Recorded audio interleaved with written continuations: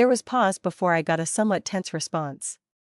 Then I guess we should talk, maybe starting with who it is I'm talking to? Heh, get the other person talking, looks like he had some of the same training as me. I talked in my normal voice. Ah, so this time, you are actually going to talk to me, son. I waved away the girls from their side of the door, not sure how much time they were going to give me, and if I wandered away from the door, I knew they would just track me down. There was a significant pause, followed by a very carefully controlled "I'm guessing one of the girls told you about that, but they didn't have the whole story." He took a deep breath before he continued. "I owe you an apology and the reasoning on why I didn't talk to you then, but first, are they okay?" I can respect his priorities at least.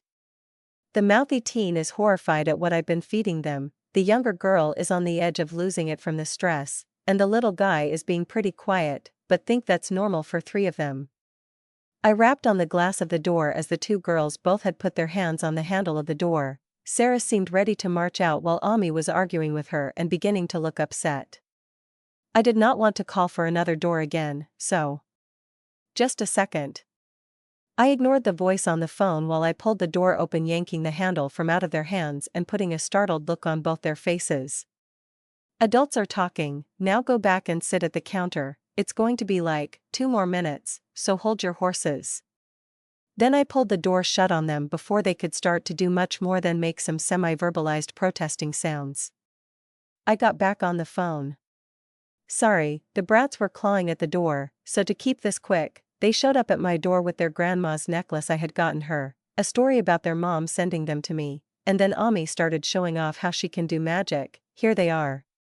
I managed to get the last out as Aaron walked past the two girls and pulled the door open, just in time for Ami to hear me rat her out with a look of shock and outrage before I handed her the phone.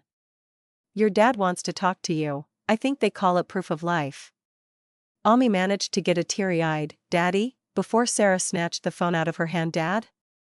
What the hell is going on?" Seeing Ami beginning to lose it, I gently thumped Sarah on top of her head with 2 fingers, and pointed at her sister when the elder girl glared at me. I gave her my phone first, let her talk. The brat narrowed her eyes at me, got a look of realization and glanced at his sister as she realized that she might be about to be launched into a wall by an irritated sibling, and handed the phone over to her sister after a brief, "Hang on, Ami wants to talk to you." Aaron made a creditable attempt at grabbing the phone himself as it passed over his head with a pleading "Dad," before Ami grabbed it and began quickly scampering off while beginning to machine gun Natter on the phone, asking about her mom, telling how they had gotten to my house, the size of the house, the Gatling gun, and probably more after she got out of earshot. Hope I had enough minutes on that phone. Girls tend to chatter a bit. I had more than enough time to clear up the breakfast dishes, put away the milk and cereal, and start to think about what I was going to feed the 3 of them the rest of the day before Aaron wandered back in and solemnly handed me the phone. I could hear the girls off somewhere in the house calling his name, having apparently not noticed him wandering off once he finally had his turn. I took the phone with a "thank you" to the boy out of politeness and to let him know I had a hold of it, and a hello to the phone. "You're a werewolf?" Junior sounded a little dubious. "Keep it simple." The kid sounded a little rattled, children missing, talking to his father for the first time in his life. "Yep. I was told they existed, but, am I a werewolf?" I laughed. "I didn't think we would ever have this talk, son, but I guess you're old enough. As you get older, you're going to notice that your body is going to go through some changes." I ignored the confused sounds. "You're going to start growing hair where it never grew before, and girls are going to become a lot more interesting." He stopped me. "Okay, I get it, stupid question." I choked down my laughter. "Seriously, I think it is hereditary, but it sounds like the kid skipped past a few details. I only got bitten like a week ago, so I can't have passed it on to you. Hell, as far as I know it might even wear off, but it sounds like it can only be passed on by bite, so the kids are safe. At least for me. I have a lot of questions about this, but what I do know is that vampires are real, and they don't get along with, well, they don't get along with anyone, but they stick to the cities because of your kind. I wonder how big a city has to be before vampires start living in one. Ojibwe wasn't that big of a town, and it had at least a few, but maybe the RedSmart setup isn't typical. Met a few, they seemed nice, but at least one of them is involved in something hinky, but the sheriff is looking into it on behalf of the local community. As in the turns into wolf community. How many werewolves are we talking about here? I thought about that question. Best to establish some ground rules here. Hard to say, I haven't met them all yet, and to be honest, son, even if I did know, that's not something I would be willing to share with someone I don't really know. There was a sigh, and that's my fault, I guess. So here's the other half of the story. When my mom came home in a panic over being pregnant, my grandma was ready to kill you, as in seriously end your life with a spell kill. Mom talked her out of it, but only if she agreed to never see you again. The reason I didn't talk to you when I tracked you down is I didn't think it was possible to meet you without giving you a reason to start tracking my mom down again, and I didn't think I could convince someone who didn't know about magic being real that their life would really be at risk. I let that roll around my head for a moment. Yeah, I can see that being a problem. So what do we do now? My son paused again. Well, I try to get a man that owes me nothing to keep taking care of my kids while I go to rescue their mom from a secret ninja compound while trying to keep my aunt, the witch who burned down my house, from following me and starting a lethal family feud. What now? They seriously burned your house down? Was anyone hurt? He sighed. According to Allegra, my wife's uncle started it by not letting himself being mind-tricked into staying out of her argument with Yuki, then came after her. Most likely she just panicked when she wasn't able to just use magic on someone, and David ducked when she threw a combat spell at him. After that, discounting Ellie's attempts to make it sound like she wasn't at fault, it escalated with David kicking her into a wall, and her trying to shoot her fire spell all over the house trying to nail him until they both realized the whole place was on fire and everyone ran. The worst of it was I just finished paying off the mortgage. Damn. Well, if you and your family need a place to stay, I got the room. There was an amused sound. So I've heard, but once I cut my wife loose from her family, I have a contingently plan ready to go. Son, I just realized I still haven't learned your name. How serious is this? Why is everyone so intent on getting your kids? There was a pause before he cleared his throat. She named me John. Oh, she gave our son my name. I'm going to have to think about that later. He continued. Yuki's grandfather wants a sorcerer in the family because he sees it as a way to restore his family to greatness, and he knows my grandmother will never let Ami go if she gets her claws into her. Meanwhile, my grandmother thinks it's better for Ami to be taken into the custody of her and her coven, so she isn't imprinted by me with the patriarchy's female empowerment agenda. Huh? The what now? It sounds like you're going to have your hands full for a bit. I'd offer to help, but I think freeing you up by making sure the kids are being taken care of is the best thing I can do for you. And I appreciate it, Dad. I already said goodbye to the kids, and I'm coming up to my off-ramp. Thank you so much for doing this, and I will give you an update soon. So bye for now.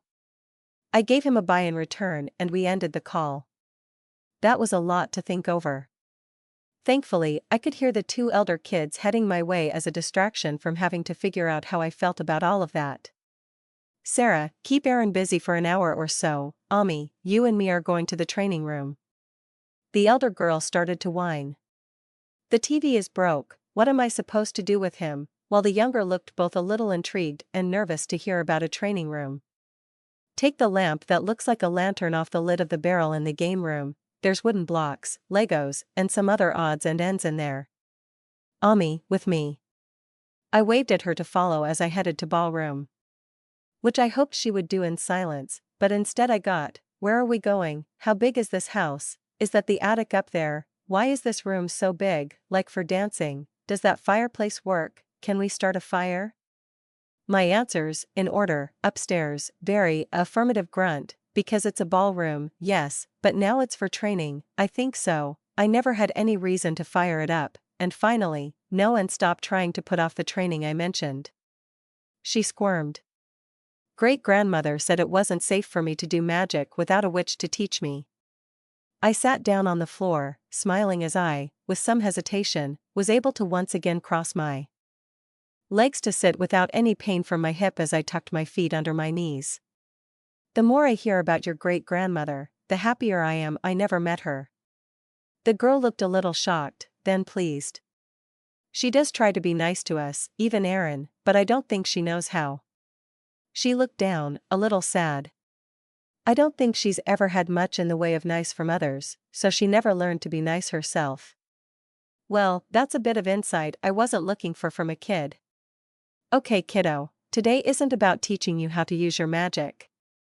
Grandnanny is right in that I am not qualified to do that. What we are going to work on is how to not use your magic. Now sit. I pointed at the floor in front of me. She looked curious as she scrambled down to the floor. I circled my fingers around in the air, crossing over in the middle. This is called a lazy 8. It's the symbol for infinity, and I want you to picture it in your head. She looked at me questioningly. I nodded at her. With your eyes closed. She clenched her eyes shut. I sighed. Not like that. This is supposed to be a way of relaxing. Just let your eyes shut and picture the lazy 8.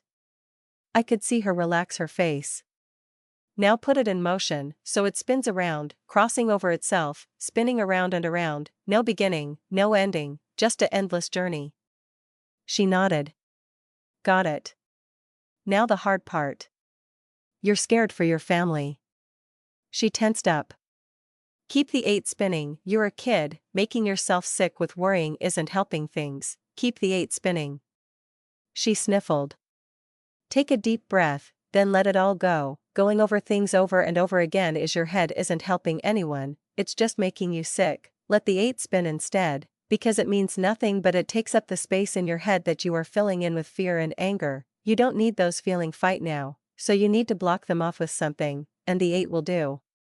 She opened her eyes. Does this really help? I nodded at her. It helped me on and off over the years, and it kept me human when the full moon came up, keeping me in control instead of my condition, let's call it, taking me over. So though it might help you with yours. Helps when I have to go to the dentist too. She gave me a little smile and closed her eyes again. And if the lazy 8 ain't cutting it, make it into a ribbon, and put a single twist into it to make it a Mobius strip, then try to put that into motion. We sat in silence for a good 20 minutes before she started getting restless, so I called it good enough. Up till then I could see her begin to relax, bit by bit loosening the strain in her shoulders from being constantly on guard. Okay, that's enough for today, best we look in on the other 2 before Sarah breaks something else. Ami looked a bit shocked at the accusation, then gave me a big grin. A whole lot better than the shy smiles and nervous giggles I had gotten from her up to now. Looking in on the other 2 revealed both Aaron and his sister intently building things, Sarah intent on stacking up blocks as high as she could while Aaron was not sure exactly. It's kinda looked like he was building a circuit board out of Legos on 4 of the big flat gray pieces with craters on one corner, connecting a 2-layered stacks of blocks with connecting rows and side pieces. Still not sure if the kid is on whatever the heck the spectrum is, or is just a born engineer, which might be the same thing. Of course, with 2 older sisters, he might just be used to never getting to talk for himself. I put my finger in front of my lips to signal Ami into silence, and walked off, once we got far enough away. Let's just let them play while we figure out what we're going to do for lunch. Her eyes widened. Can I pick? I gave her a nod. But you got to remember to pick out something everyone will eat, and those 2 seem pretty picky. Actually, that's not fair. Aaron has gobbled down whatever I've given him. I just expect a little kid to be picky. She nodded. He can be, but you do kind of eat like a kid, so it's all stuff he likes anyways. She gave me a approving nod. Then the knife. And I'll blame it all on you. She stopped and gave me a shocked look of betrayal, before jogging to catch up with an annoyed sounding. Grandpa. I nearly tripped. My son calling me dad had been almost forced out of him and said in a hesitant exploratory kind of way. That grandpa was natural, verbalizing something that had grown over the last 2 days. Felt pretty nice really, but still a bit of a shock. I let the kid poke around into every cardboard, the fridge, the walk-in freezer, and the pantry, answering each question in turn. That's a waffle maker, we can give it a try tomorrow. I like fresh baked bread, so I grabbed one of each kind of flour and I've been trying out recipes for each one. That's an air fryer, it's supposed to be healthier, but I haven't gotten around to trying it. No, the freezer was already part of the house, and all the ice was because I don't buy enough to fill it up, and the ice keeps it cold enough to make it cheaper to keep cool. Yes, you can have a cookie, how about some milk to go with it? Okay, according to the girl, all three of them are at least mildly lactose intolerant. Good to know right after buying 2 jugs of milk, all kinds of cheese, and the ice cream. Oh well, more for me. She got cider instead, and made up a tray for the other 2. We had decided on sandwiches for lunch, and she was going to put together a make-your-own taco salad for dinner. Good, about time these layabouts started to earn their keep. Sarah was playfully chasing a manically giggling Aaron around the game room as we got upstairs, her scattered edifice mute evidence of what little boys do when they see someone finish arranging wooden blocks into their grand design. Ami slowly tottered over with her tray, careful not to spill the 3 glasses, and set it down on the coffee table. It occurred to me that I had a dining cart in the closet off the kitchen just for this sort of thing. Oh well, I can always claim I didn't bother to tell her about it, because I liked to see her struggle, instead of just forgetting about it.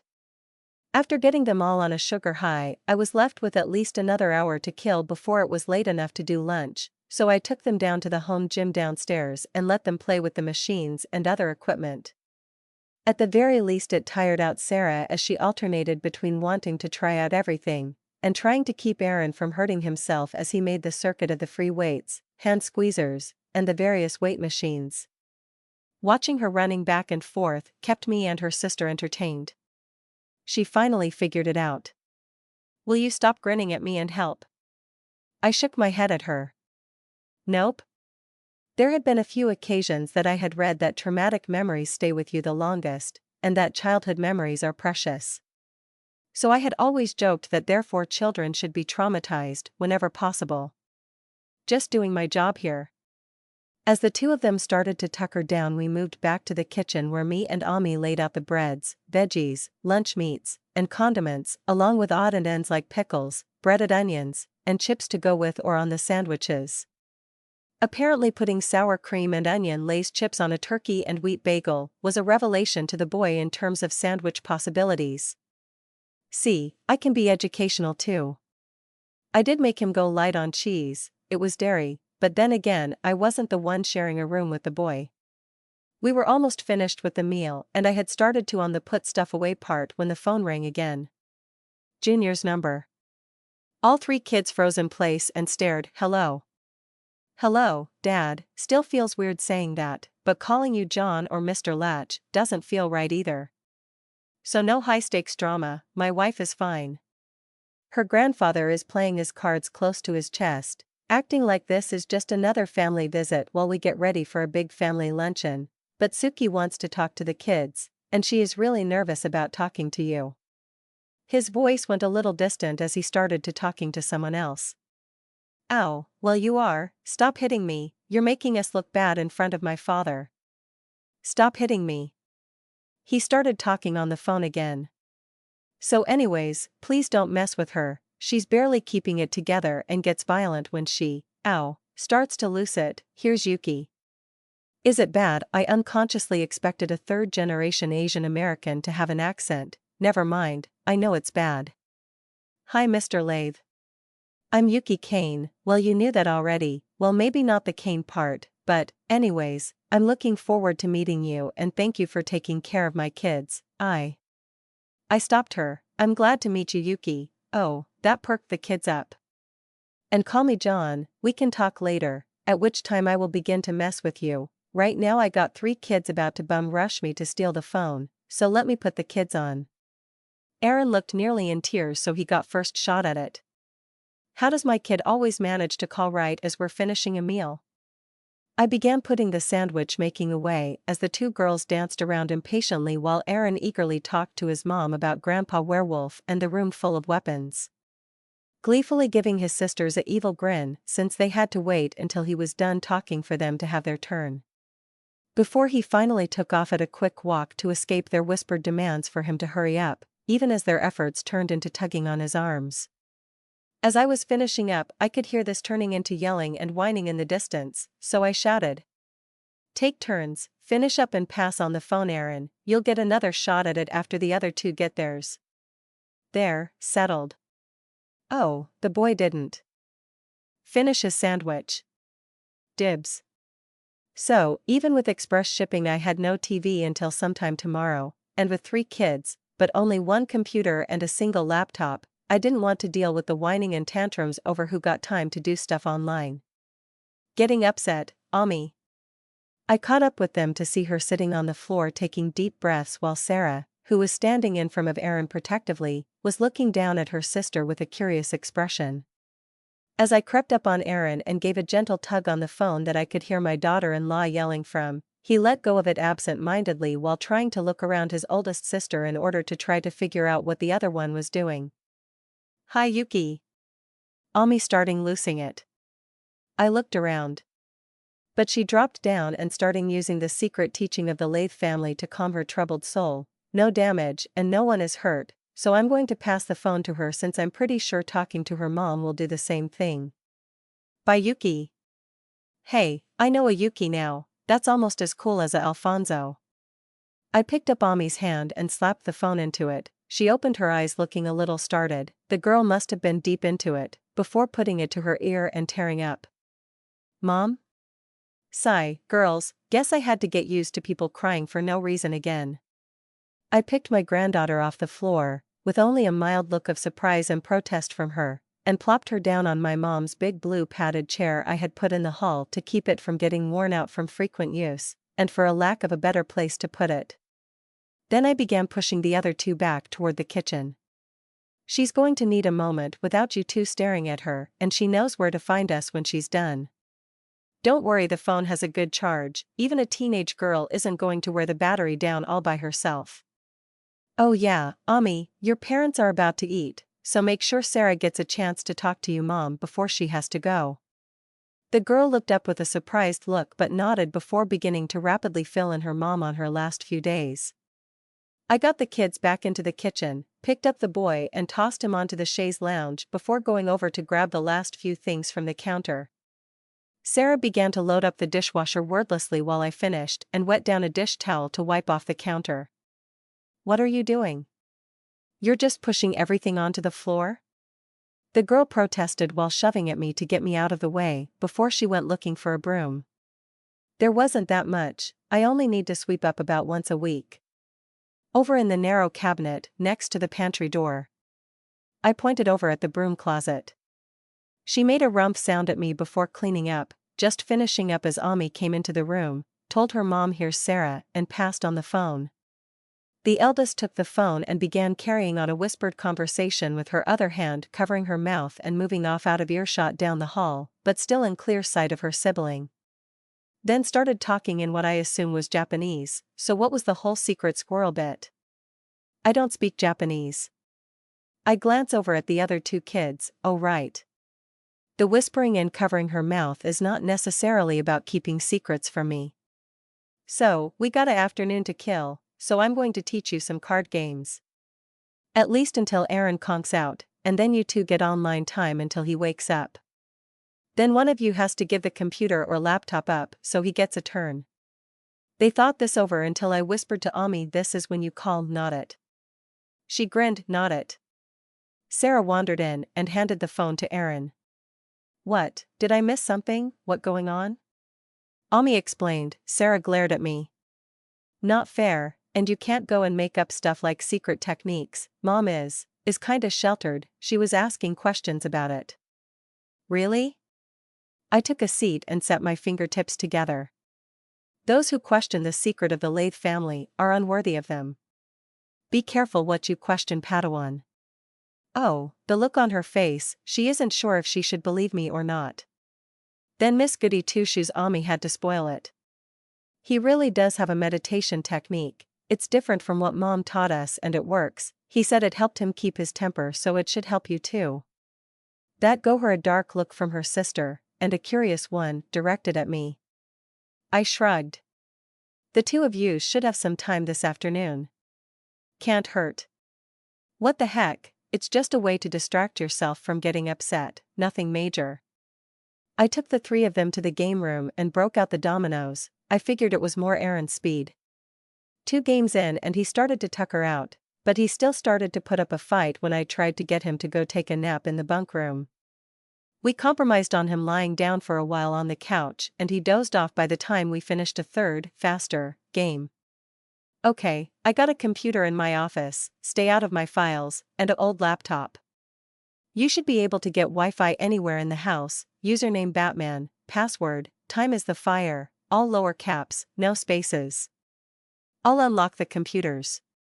Don't check your emails, don't log into anything, just surf around or watch a show or something. The 2 online addict nearly raced me to the office, hope the boy isn't too upset when he wakes up alone. So I got a few hours to myself. Now what? I kind of wanted to get outside for a while, walk the ground to check them with my own eyes. But I didn't want to leave the kids alone again. So I checked the cameras on my phone instead. I put the burner phone I had spoken to Coventry on back together and checked for messages. Nothing. So I took it back apart again. I thought about reading on my tablet, or trying to use it for the internet for once, but I got too much nervous energy to sit still and focus on anything. Guess I need to burn off some of that energy. I changed into an old set of sweats that had been cut off just above the knee and a tank top since I don't want to hear either granddaughter go on about getting grossed out by a topless old man, and headed down to the gym. I had mostly been working out with 8-pound dumbbells and ankle weights up until I won the lotto. But that had just been for maintaining some muscle tone, not trying to bulk up. Low weight, high repetition. But twice a week I had hit a gym with a bunch of old beat-up weight machines to hit all the muscles I wasn't hitting at home. All of which I had been skipping since getting all healthy by supernatural means. Now I'm not sure if working out still has any benefits, but I'm also curious just how strong I am now. I started with loading up the overhead press set to 100 pounds, what I had lifted as a young man with the idea that 100 would get me to where I wanted to be strength-wise. Which was able to lift up one end of a fridge when helping someone move. As I had gotten older, my benchmark went down to one end of a couch, then a table, then lets the kids get the heavy stuff. The kids being in their 30s by that point. So I threw a towel on the seat, courtesy is a habit you should never allow yourself to lose, sat down, grabbed the handles, braced my shoulders, wiggled my butt into place, and lifted. I could feel the weight of it. I could even judge how heavy it was, but there wasn't any strain, so, 24 reps, then pushing past how many I usually did, 36 more, then 4, and finally about halfway to 5. No strain, no burn, no sweat. I set the rack down, took the pins out and popped them into the lowest plate along with 2 5-pound half plates on the top. 210 pounds. It felt pretty much the same, just up another step, about what I would want to work with for just keeping in shape. All without pushing myself, and that was the most the machines could do. I felt like I could do more, a lot more. I went in to get my uncle's weight bench out of the closet. I had shoved it in after I got the machines installed. On top of that I began to stack up all the plates from the set he had bought, the plastic ones filled with BBs my dad had bought when I was a kid, the one that still survived at least, and some rusted old plates from my grandfather that had inherited from his own father. 470 pounds altogether. I got my arms underneath it to help support the frame, bent over at the waist so could lift with my back, got one leg below it and slowly started to lift the whole mess up. This I could feel as I got the bench up to my chest, and I felt like I could easily take it up over my head if the plates weren't going to start tumbling down on my head if I did. I held it in place for a moment, getting a feel for the weight. It felt like this would get me tired eventually, but it also felt I could still do a bit more. Under the strain, way down in my bones, it felt like I could change so the weight meant nothing. But it wouldn't be changing into a wolf. It would be letting my whole body change like I had changed my hand, something halfway between man and wolf, but this time all over. Not a simple animal, not anything natural, something weaponized.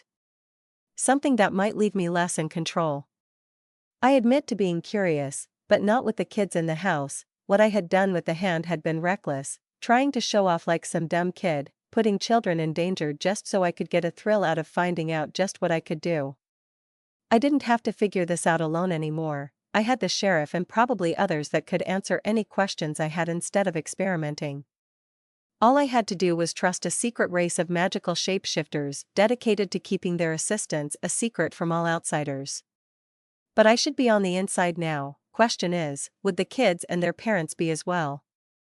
I didn't want to bother the sheriff, or let her be in a position where she got to be the only one for me to go to for answers, but I did have a neighbor right next door that I should go and meet sooner or later.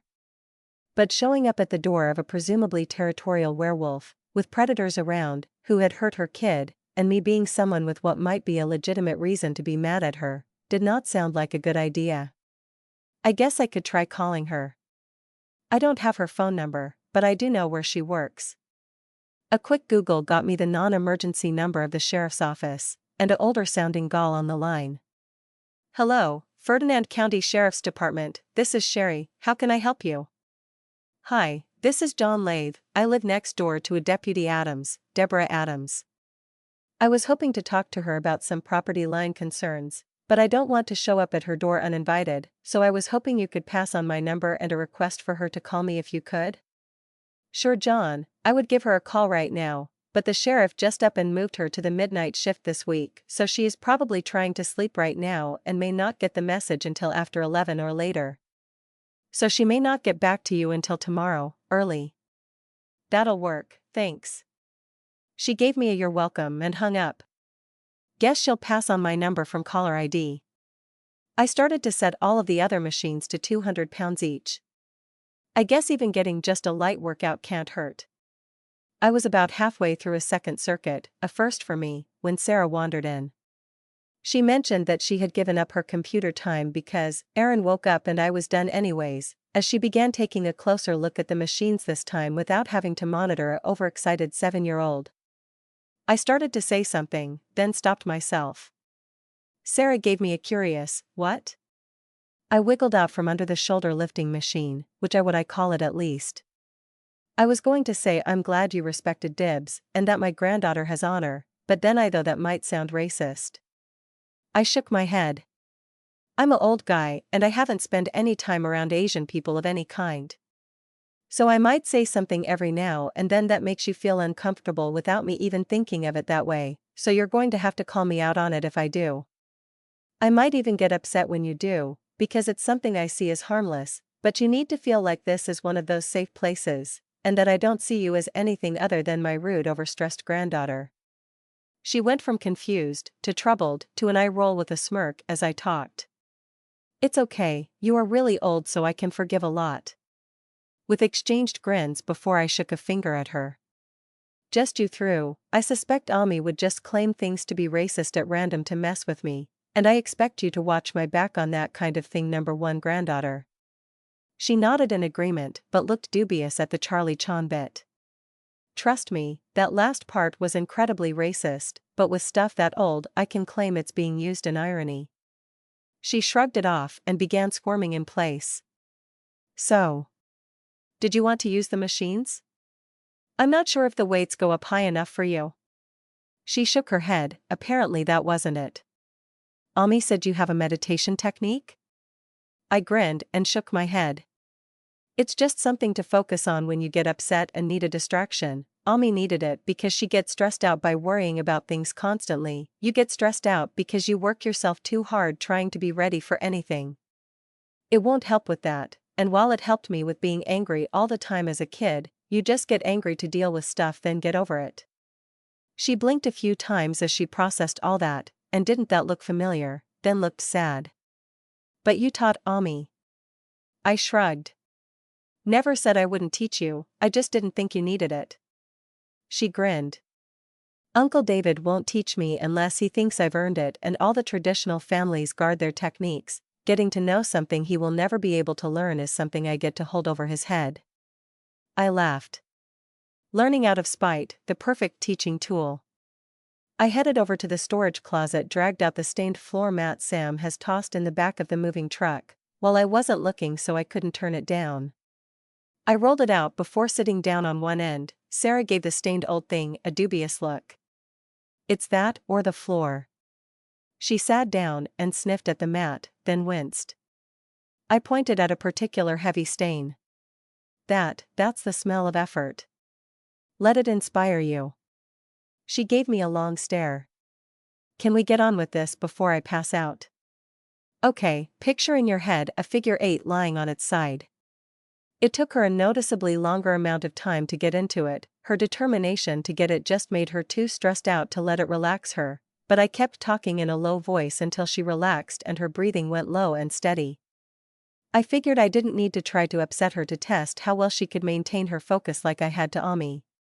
She also kept her focus for a lot longer than the tween, until I started to get antsy myself as a bit of a chill settled into my sweaty clothes, so I pushed her into the next level, one I had used to get myself relaxed enough to sleep on the bad nights. Now make it into a flat ribbon, with a twist in it so the outside become the inside and the inside become the outside.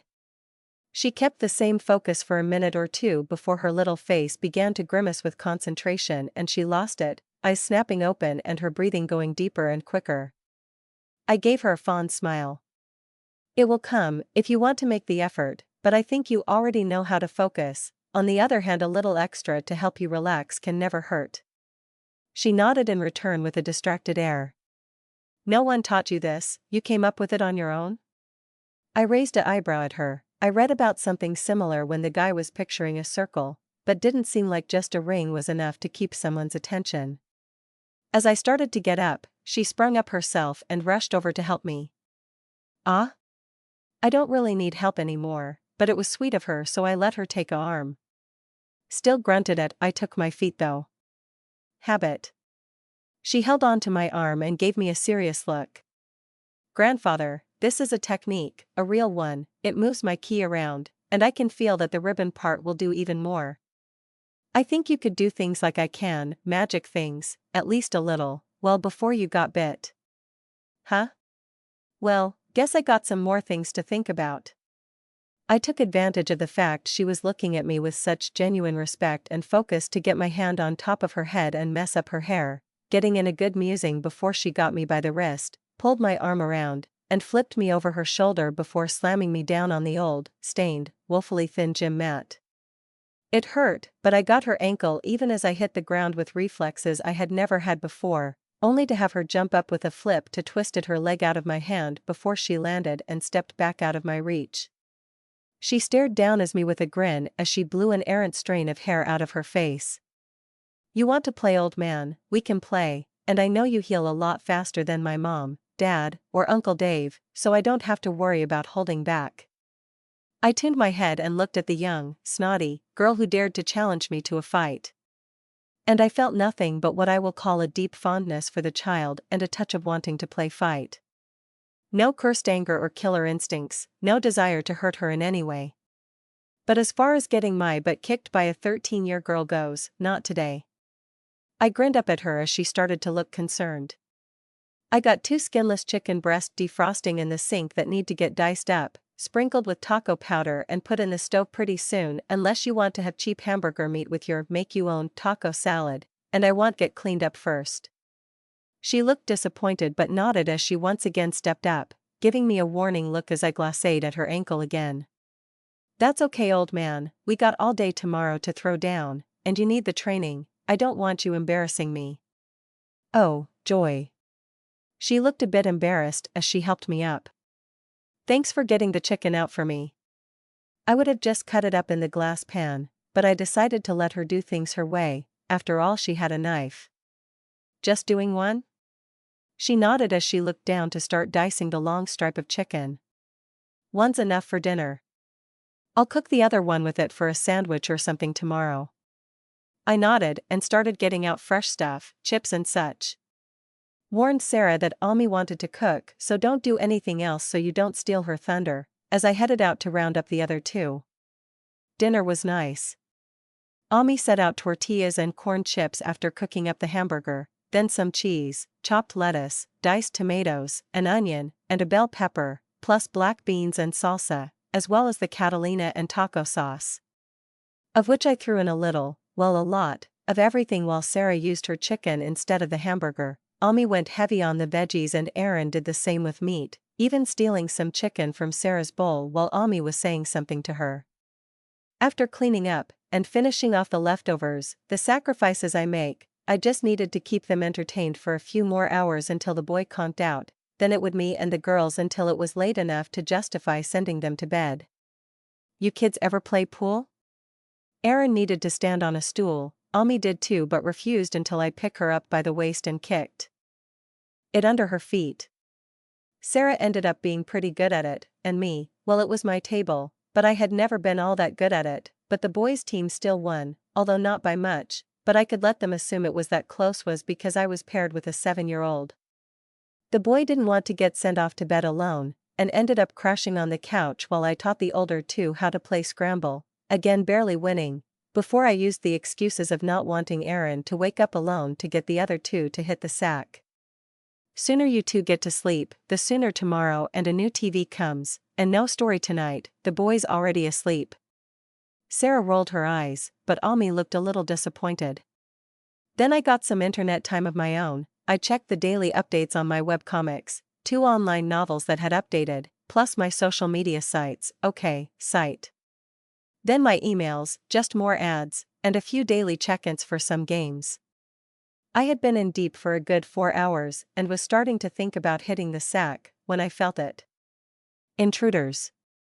On my lands. Not the sheriff's people. Strangers, a danger to mine. Oh, there's the violent instincts I'd been worrying about. I checked the cameras on my phone as I headed for the kids' room. There was a car parked long ways in front of the gate, with 3 guys debating how to get in without stepping into the wet ditch on either side of the gate. 3 men, one with a long pole with a loop of cable on one end, another with a baseball bat. Wah! Did they think I was going to turn into what amounted to a big dog to deal with them? Oh hell no. I have thumbs and a phone. The sheriff answered before the second ring. Hello? Sheriff, this is John Lathe, they're at my house. Right now. I could hear a voice asking a question in the background. I'm on my way, John, just hole up in your house until I get there and I got a deputy and my grandson right next door, they can be there in 5 minutes and I'll be right behind them. I stood in front of the open door of the kids' room, Sarah's face beginning to look concerned as she began to stir from her sleep. I'll be in my house, Adora, armed, and I will not be letting them come inside. I ended the call, gotta go. Sarah's eyes snapped open and she began to look up as I rapped my knuckles on the door. Bad guys on the way up the driveway, cops are on the way, grab your brother and head for the safe room. She scrambled out of bed and snatched the keys off the dresser before grabbing her brother out of the lower bunk, pillow, sheet, and all. Now. How do I wake up a itty-bitty little witch with a history of property destruction when she gets upset, so that when she wakes from a sound sleep I don't get myself tossed around the room? I leaned in a little and began to gently blow into her ear as she lay sprawled out on the upper bunk until she began to try to shield her ear with her shoulder and squirmed her way into partial wakefulness. Grandpa what? No time, sweetheart, think of the lazy 8, and watch it spin until we get to the safe room. Then I picked her up, along with her pillow and sheet as well, and began to run full tilt through the house while ignoring the younger girl's protests and questions. Lazy 8 girl, remember your training. Sarah had just enough time to have unlocked the door to the library and picked up her still soundly sleeping younger brother as I caught up. I tilted Ami upright and set her feet on the floor with a little push to get her on her way after her sister, who was heading to the bookshelf door of the safe room. I got the library door locked behind me and followed, nudging the still confused Ami into the safe room before stepping in and closing the door securely behind us. Sarah settled the boy down in a corner, adjusted his pillow and sheet before turning to me and whispering in her serious voice. What's happening, you have more guns? I had opened the gun locker. Yeah, these are the one I had bullets for. You 3 are going to stay in this room. If I don't come back or call by morning, get a hold of your dad and give him the address. I handed the now wide-eye Ami my phone. Trade you. Same username and password. Sarah had put herself between me and the door while I was trading phones with Ami. Why you are going anywhere? Why aren't you just staying in here? You can call the sheriff and let her take care of it. I gave the girl a fond smile. Maybe this was me trying to act like a young idiot again, going off to defend my home like some want-to-be hero. But, they're looking for me, kiddo. If they find me, they got no reason to go looking for anyone else. Plus I already called the sheriff, I got no plans to go outside, and as far as I can tell they don't even have guns. That when we heard the sound of a gunshot outside. Well, crap. The sheriff couldn't have gotten here this fast, so maybe the deputy firing a warning shot? I looked over at the security monitors on the desk, and in the area lit up by the motion-activated floodlights a big dark wolf was veering away from the three men now standing on the driveway that went up to my front door, one holding a handgun and trying to line up a shot on a smaller lighter-colored wolf circling them. Why? Why would they show up as wolves? They knew these guys were prepared to fight wolves, right? This was the county deputy. She could have showed up with a badge and a gun and just faced off with them until the sheriff got there. What the hell were they thinking? And she had a little girl. Stay inside, no matter what, no arguing. Ami flinched, but didn't go off magically, while Sarah just looked pissed but stood aside. I noticed Aaron was now bleary-eyed awake as I strapped on my old duty belt, checked the safety on my service pistol, holstered it along with 2 clips, and then checked that my shotgun was on safety as well before shouldering it and locking the gun cabinet. Everything was still loaded up from the night before. I had ultimately decided not to have an armed confrontation with the then unknown sheriff, but that hadn't meant that one might have been coming to me. I headed out of the safe room and turned to Sarah.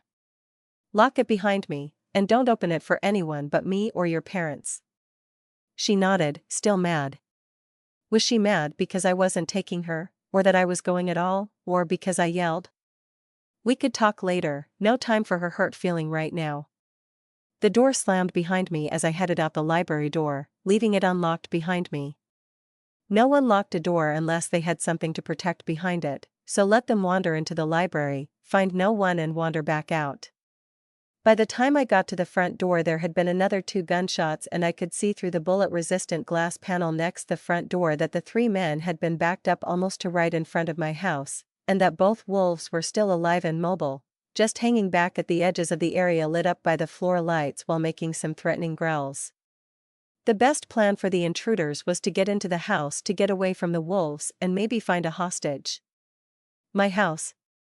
I wasn't going to let them into my house. With my grandkids, no way in hell. This isn't smart. They can't get past the door, they don't have the tools, but my house, no. The children, a little girl, screaming, crying in pain and fear, bleeding. Without really deciding to do so, my hand was pulling the door open silently and rising up to brace the shotgun as I aimed at the back of the head of a young man with a head full of dark hair rising up in spikes, and my finger tightened up on the trigger. I felt a need to end him, and in my bones I felt the need to change, and tear into him with my hands and teeth. This is not me, this isn't even a young man's feeling of rage and anger, this is something else, something that I would not let control me. The figure 8, no, the twisted ribbon. It spins, it loops, the outside in, the inside out. I decide what I do, not my anger, not some magical curse, I choose. You have a shotgun loaded up with a solid slug aimed at the back of your head, and this close I ain't gonna miss. Drop the gun and I'll call off my dogs, don't and I will drop you. Spiky head froze for a moment then slowly turned as I spoke, his hands held out to the side and his automatic held carefully pointed away from me. He had a nervous calculating look in his eyes as he considered the odds. There was a offended sounding sound off in the darkness. Guess werewolves didn't like being called dogs, but at least they stopped growling. The gun hit the ground and Spiky put his hands up, as his 2 friends glanced back and forth for any signs of furry death immediately lunging out of the darkness out at them. Then the tattooed guy dropped his bat and the nondescript man threw the catch-pole to the ground. Spiky looked me in the eye. We are under orders to say nothing about the person who sent us after you. I stared at him blankly. He gave me an encouraging nod. The person who had the ability to command us against our will, to make us do this for them. I still wasn't getting it until a voice called out from the darkness, I think he's trying to tell you they're under the control of a vampire and can't say anything directly about them, but they can hint at it. Oh, I would have gotten it a minute or 2. At least I didn't have to shoot anyone tonight, but then it was still early, anything could still happen. Then a naked guy came walking out of the darkness. Yeah. Maybe a little too early. Once I glanced up at his face from the still bleeding gunshot wound in his shoulder, not from anywhere else I might have briefly glanced at involuntarily, although I will say if he was over at the deputies because they were involved then she's a lucky gal. I recognized him as the sheriff's grandson, Dare. He moved up past them to the gun, and ended up putting his back to me so he could face them as he bent over to pick up the gun. Oh come on. Naked guy bending over while I had to keep looking that way to keep an eye on the Three Stooges there. Tonight just keeps getting worse and worse. The lighter furred wolf darted in to grab the end of the catch pole and dragged it off into the darkness.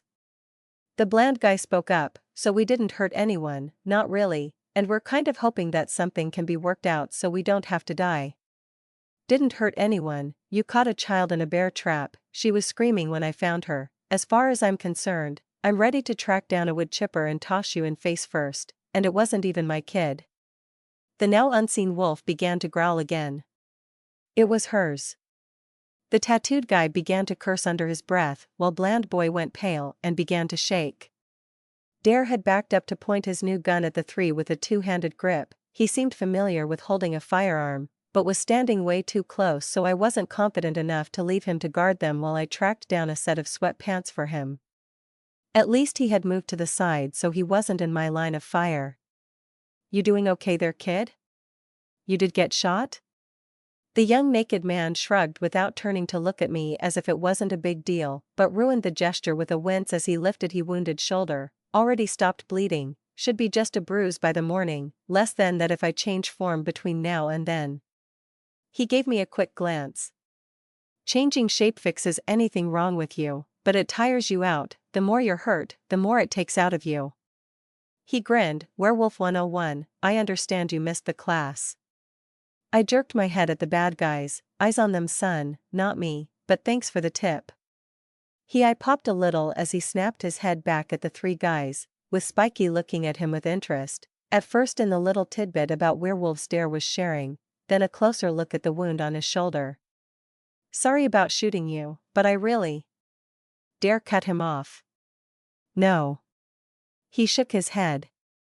You are not part of this conversation, you don't speak, you don't participate, you just stand there and keep your eye on the ground until my grandmother gets here, and then you get to answer only when spoken to. Good on him, but he was still standing too close. Dare, could you take a few steps back, and then we should both shut up because we're sharing information in front of them that they may have not had before. The kid looked a little startled and took 2 steps back, putting him out of a lunging reach of the 3 guys, as well as giving me a clear shot if they did try to rush him. Fortunately, it was only maybe a few minutes of standing around in an awkward silence with 3 intruders and a naked guy with a gun before the sound of a siren began to drown out the chirping of what I assumed was crickets. I think we all looked relieved. I'd know about letting go of the shotgun with one hand to use the keypad next to the door to open the gate for the sheriff, but I remembered that the mighty werewolf hunters had blocked off my whole front gate with their car. I wasn't too sure of their reasoning on that, maybe to keep me from making a run for it? It took a few minutes for the sheriff and the dozen or so other folk, most of them armed and dressed, but a few down on all fours wearing their fur coats came trickling in on foot. The sheriff held her gun on the 3 as she took in the situation while an older lady clutching a bathrobe headed off in the direction of the lighter fur-colored wolf. No one had a robe or pants for the naked guy with a gun. Darn it. The sheriff looked both concerned and pissed as she saw the blood on her grandson and for a moment changed her grip on his revolver like she was going start taking head shots, before she took a deep breath and began tossing around orders instead. In a few moments the 3 were on their knees with their hands on their heads, being clamped and handcuffed by a couple of burly men, one of which was human, and were then escorted off to separate cars off back on the road. Then she rushed over and hugged her grandkid, on the unwounded side, and began fussing over him.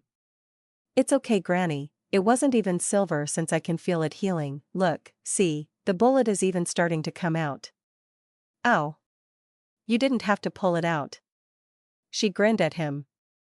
Evidence Darius, now go home, wash off the blood and put some pants on. See. I wasn't the only one who didn't want the free show. Even if you just had to come here as a wolf, you could have, I don't know, carried some underwear in your mouth, at least if it was clean, or something anyways. There was yelp down the driveway as a younger, taller, and plumper woman with light brown hair that matched her wolf form came marching out the darkness in a pink bathrobe to kick the guy with the tattoos in the shin before she headed our way with a teasing look up and down Dare's naked bod.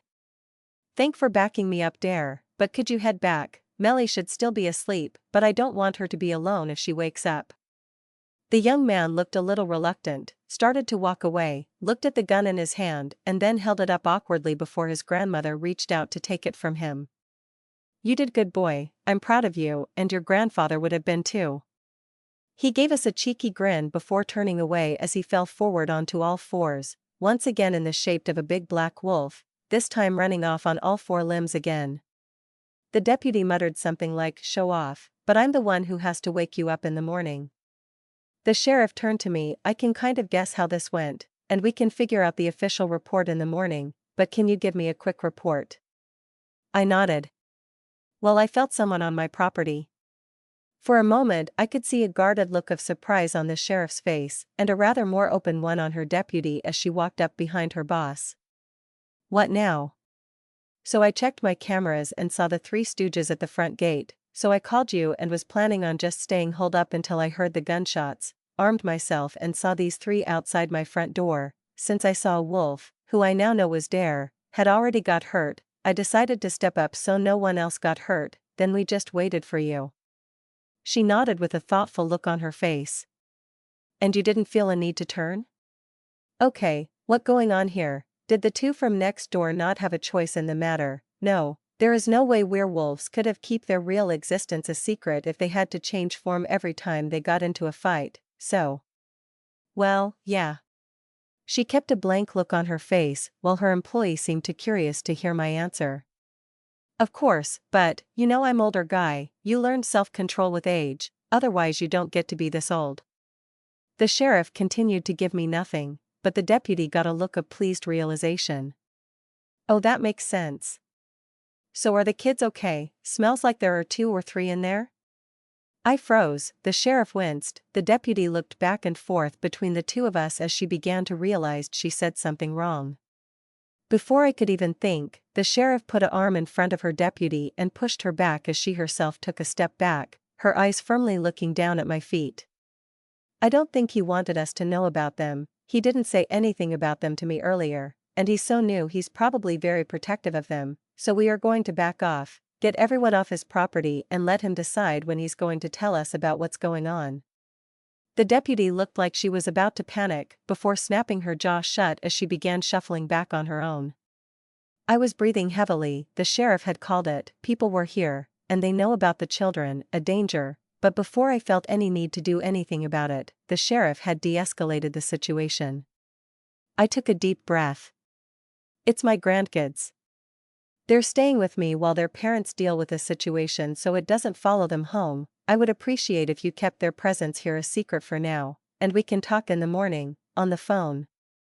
I just don't want to leave them here alone again, not after tonight.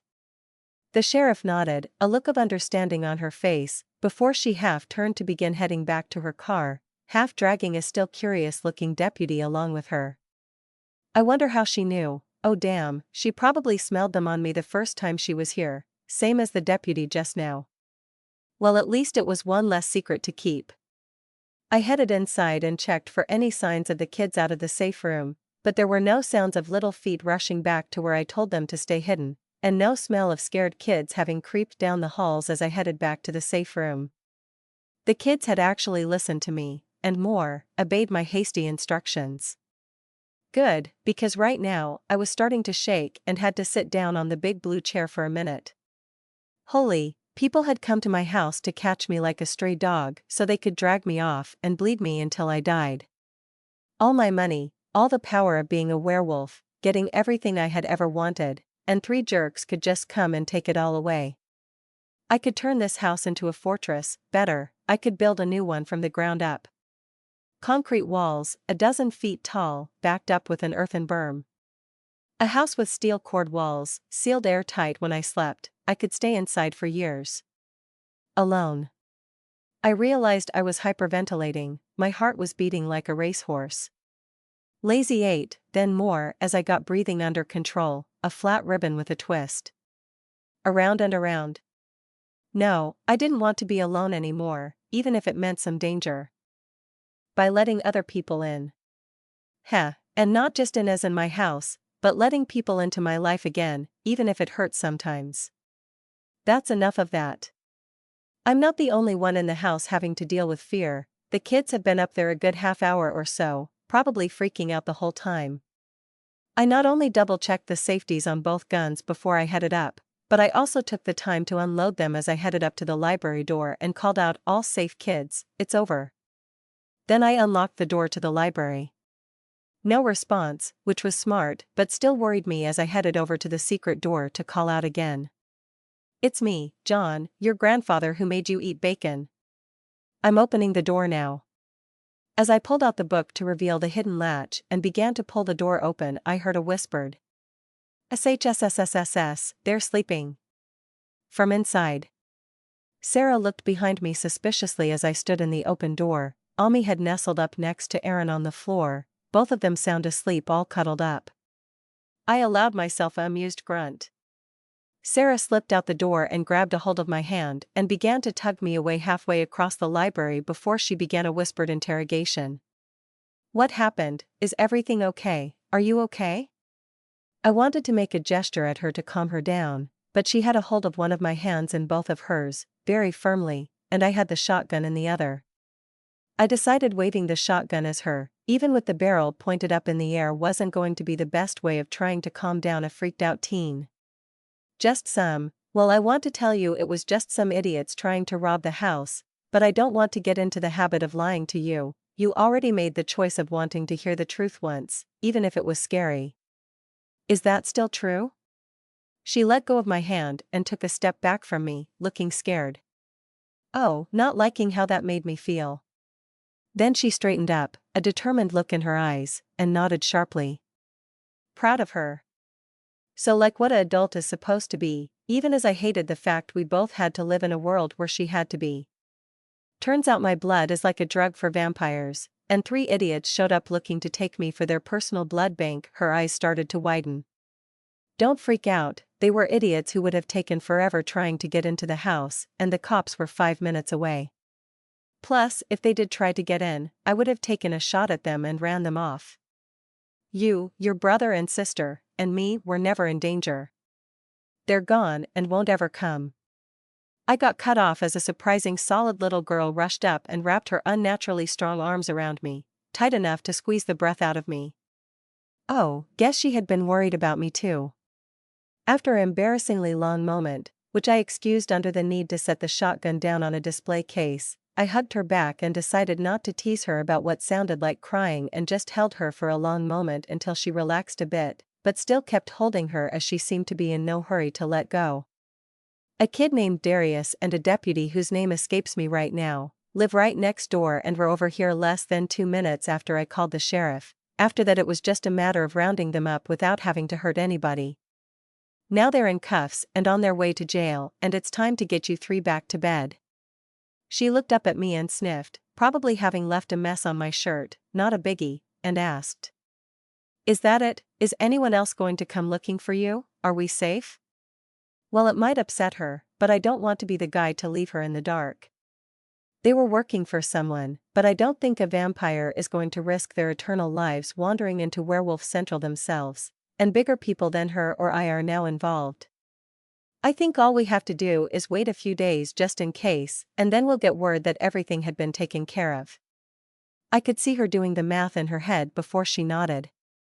A grandfather and granddaughter looked at each other, eye to eye, a special moment that I decided to bring to an end with the offer to carry her back to bed and tuck her in. She struggled loose. No, that stupid old man, carry Ami, she's still little, I'll get Aaron. She grumbled to herself about being 13 and too big to be carried as she headed off, but she was still blushing. Got her. I made her wait as I stowed away the guns and ammo before swooping up the middle child with only a soft sound of protest from her slumbering form, and Sarah go a hold of the practicably knocked out boy. We got the two settled in and Sarah eased herself into her own bed, giving me a dirty look as I did tuck her and knocked aside my attempt to pat her on her head. Of course it's only to get worse. She gave me a concerned look. What's going to be worse? I shook my head sadly, trying to look worried, which in fact wasn't that hard. They smelled you kids on me, and now know I got kids here, which isn't any danger to you. I shook my head again. But now the local gals know I'm rich, single, and possibly good with kids. With a limited dating pool for werewolf gals, they will never leave me alone now. She stared at me blankly for a moment before she smiled and choked off a giggle. I wouldn't worry too much, old man, you probably are too old for them. I wiggled a finger at her. Werewolf. I might have another good 50 to 60 good years in me, but you should be the one to worry, because who is the one they're going to want to corner and ask all their questions about me other than the oldest granddaughter? I left her to think that one over as she tried to get back to sleep. Got ya. Morning came, and despite the distraction of waffles with real butter, which Sarah either didn't know was supposedly unhealthy or for once didn't care, and 3 kinds of syrup, maple, blueberry, and pecan, it still wasn't enough to stop all of Ami's questions. Since someone, looking at you least favorite granddaughter, filled her in on my little joke. No, I'm not cheating on the sheriff, we aren't even dating. No, that would be tomcatting, which I'm not doing either, because that wasn't a date, just dinner. No, the werewolf lady next door has a kid and is living with someone. I haven't actually met any other werewolf women. Well, I saw some with everyone that came with the sheriff last night, but we weren't introduced. Have another waffle. I was saved from the interrogation by what I hoped was the oddly early arrival of my Amazon deliveries, but when I checked the phone. However, instead of a big, brown, blocky UPS vehicle, I instead saw my eldest nephew sitting in an old beat-up SUV idling in the driveway. Huh. Charles was sitting patiently, alternating from looking at the intercom camera and trying to peer through the gate and down the driveway. The elder two were looking at me while looking a little excited. I shook my head at them. Nope, not one of yours, and I'm guessing your dad would call ahead, not just show up. Not crushed, but they both looked disappointed, while Aaron was just now picking up that something was happening. One of you two make Aaron get washed up since he's all sticky, and the other one start cleaning up. I could hear Ami shout not it, but wasn't clear on which job she was trying to get out of as I opened the patio door and stepped out to, well, I'm not sure why. It wasn't like my hearing was still bad enough that I needed to get away from the kids talking to hear someone else on the phone anymore. And it's not like this was going to be a private conversation. Maybe just out of habit? I hit the button on my phone for the intercom. What's up, Chuck? Charles' head snapped to the camera and he leaned in towards it.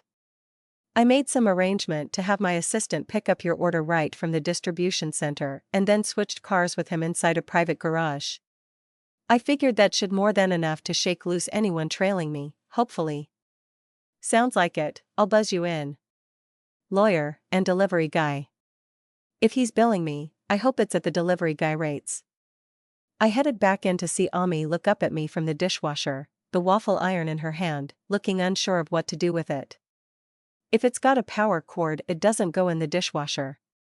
I would just wipe it down with a soapy sponge and then hand dry it, but that's just because I'm too lazy to look it up on Google. She set it up on the counter and immediately dug out her phone. Your cousin Charles is here with the new TV and everything else I ordered. Which is all I got out before she gave me a surprised look, looked down at the pajamas she was still wearing and ran off. Huh? It's just Chuck. I was more worried about the kitchen being a mess from having a 11-year-old help make waffles for the first time and the sticky mess on the breakfast bar from a 7-year-old eating syrup-laden waffles. Don't want the nephew telling everyone the old guy living alone is dwelling in squalor and needs an intervention. My sister wanted to do that with our uncle, but the rest of remembered that it had nothing to do with his age, he had always just been sloppy. I did a quick wipe down of the counter while I listened for Charles to pull up by the garage, then realized he must have driven past the turnoff and headed for the front door. I got out to the front just in time to see him wiggling around a big cardboard box the right size for a TV in the open back of the SUV. Not so much as trying to pull it out, but just to get an idea of what would be involved in trying to move it. I walked up behind him and he jumped a little when I greeted him. "Hey kiddo," guess he didn't hear me walk up. He turned with a careful smile, then looked surprised. "Uncle John, you look good. Like really good." "Yeah, Sarah interrupted me as she came out the front door at a run with a leap, skipping the steps entirely to land on her feet and jog up. "Is that the TV?" I nodded. "Sarah, this is you cousin Charles. Say hi." She rolled her eyes at me. "Hi cousin Charles, is that the TV?" She headed around us to begin pulling at the box. I stepped up to hip check it back into the car. "Yes it is, and your arms are too short to pick it up without breaking it. There's a bunch of bags up front you can carry inside with one trip if you want to show off." She gave me a cold look and stomped off to open a side door. Charles kept her eyes on her the whole time. "So?" I thought about whispering we're drawing him off, but I was still trying for honesty. "I'm convinced she's ours, for reasons we can go into later, but even if she isn't, I could see Sarah go still for a moment. Then she's a young lady with 2 little kids who need some help, and were sent to me. Looking after them for a few days while we get everything sorted out isn't a problem for me, and I spoke up to make sure Sarah knew I wanted her to hear me. As far as I am concerned, she is my grandchild by blood until proven otherwise, and that is not for discussion." Then in a loud whisper, which Sarah was easily close enough to hear. "But don't worry, I'm still not going to sign anything. Just because she related to me doesn't mean she won't try to take me for everything I'm worth. You know kids these days." She stared at me from over the back seat of the car long enough for me to notice and look back at her, then stuck her tongue out at me. There was a shout of hi as Ami, now in clean cloths, her hair freshly brushed and face still a little flushed from being washed, waved at us from the front door. Aaron hesitating at the sight of a stranger and was lurking halfway behind her. I waved her over. "This is Charles, the younger son of my oldest brother. He brought the new TV and the other stuff over." It occurred to me that he must have left Detroit around 6 to get here this early. "Did you eat yet? We got most of the making for waffles still out." He shook his head as he headed over to cut off Sarah, who was carrying a stack of boxes in her arms to the point they were stacked up high enough to block her eyes off from where she was going. "No, I had a yogurt smoothie earlier. Let me get some of those, or you'll trip on the stairs." Sarah looked like she was going to argue, but he snatched the top 3 boxes before she could and headed inside, the other 2 stepping out of his way before all 3 trailed along behind him, leaving me with the TV. The weight itself wasn't an issue, and my arms were long enough to get a good grip on it as I slid it out of the car, but I would either have to carry it high enough up that it would be up over my face, or low enough my legs would be bumping into it with each step. All the vaulted power of a super strong, shape-changing, supernatural being, and I still needed help just to move a TV. I guess it best to know I still have limitations, might save me some trouble later on if I stay at least a little humble. After a few minutes, Charles came back to the front door, checked behind him, and pulled it shut before heading over to me. I guessed he wanted to talk, so I set the TV down and leaned it up against the back of the car. He gave me a nod, and took a deep breath. "So, grandchildren, and Asian ones, just as well they never met Grandpa." I grunted at him.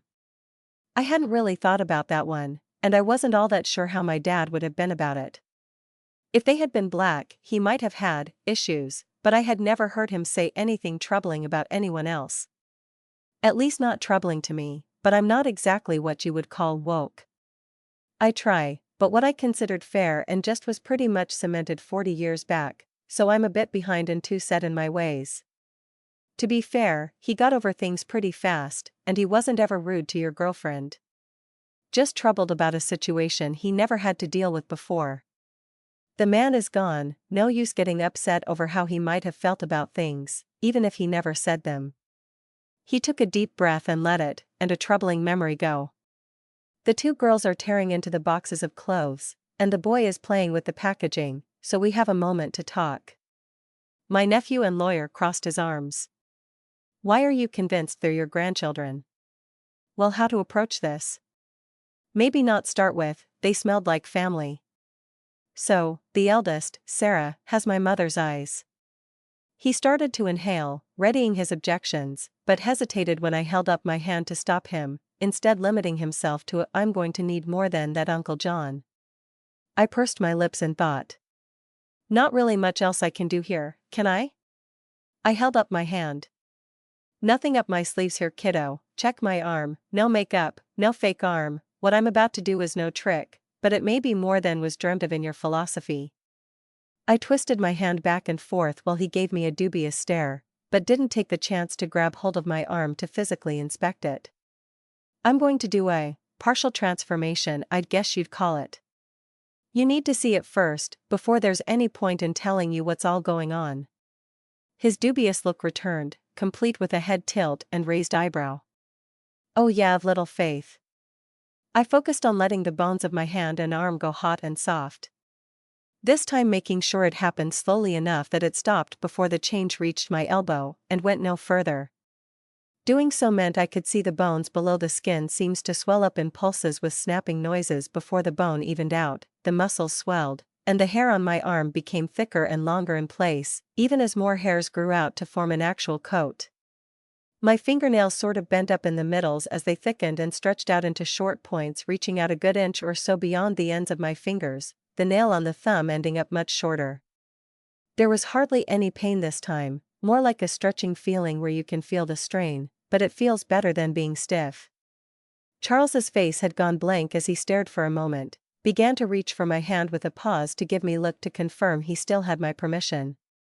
Then he took hold of my arm, squeezing and pulling at the skin on my hand and arm as if looking to see if it would come off. Then he froze for a moment before he turned and walked away for a good 20 feet, stared out at the woods for a moment, then turned back to stare at me. Then he stomped up looking angry, before examining my arms again.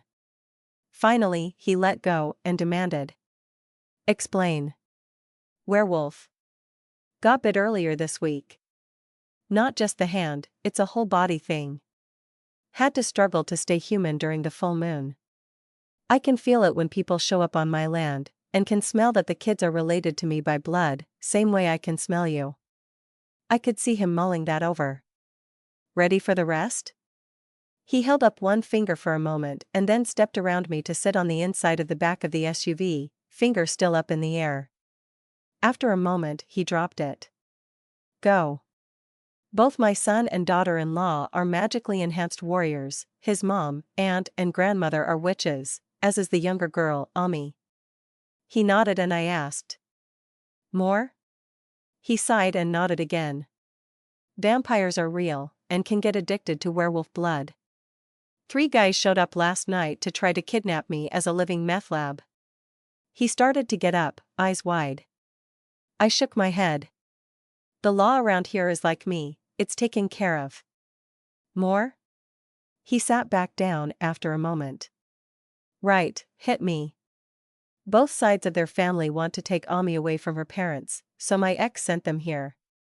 My son is trying to cut his wife loose from her family, and then he's planning on running off and hiding out somewhere. I shook my head. I'm not sure it will work, even if his mom, who is on his side, helps him. But he knows more about all this.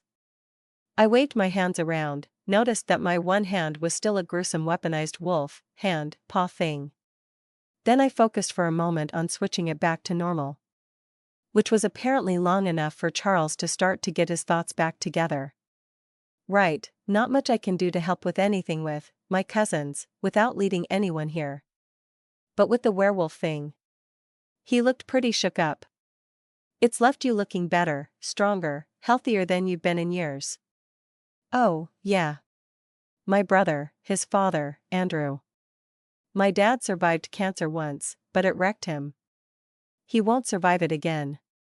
I finished his thought, not as a human. I grinned a little. I haven't bitten Drew since I was 7. Charles started to say something before we got interrupted by the lady of the manor's desire to some quality TV time. Sarah stood in the front door, hands on her hips. You got all day to talk, if you aren't going to let me carry it in, could you please get on with it? The boy looked a little startled. So I began to tell him all her sins. She's been like this all week. Demanding special foods, breaking light fixtures, working an old man to the bone she has.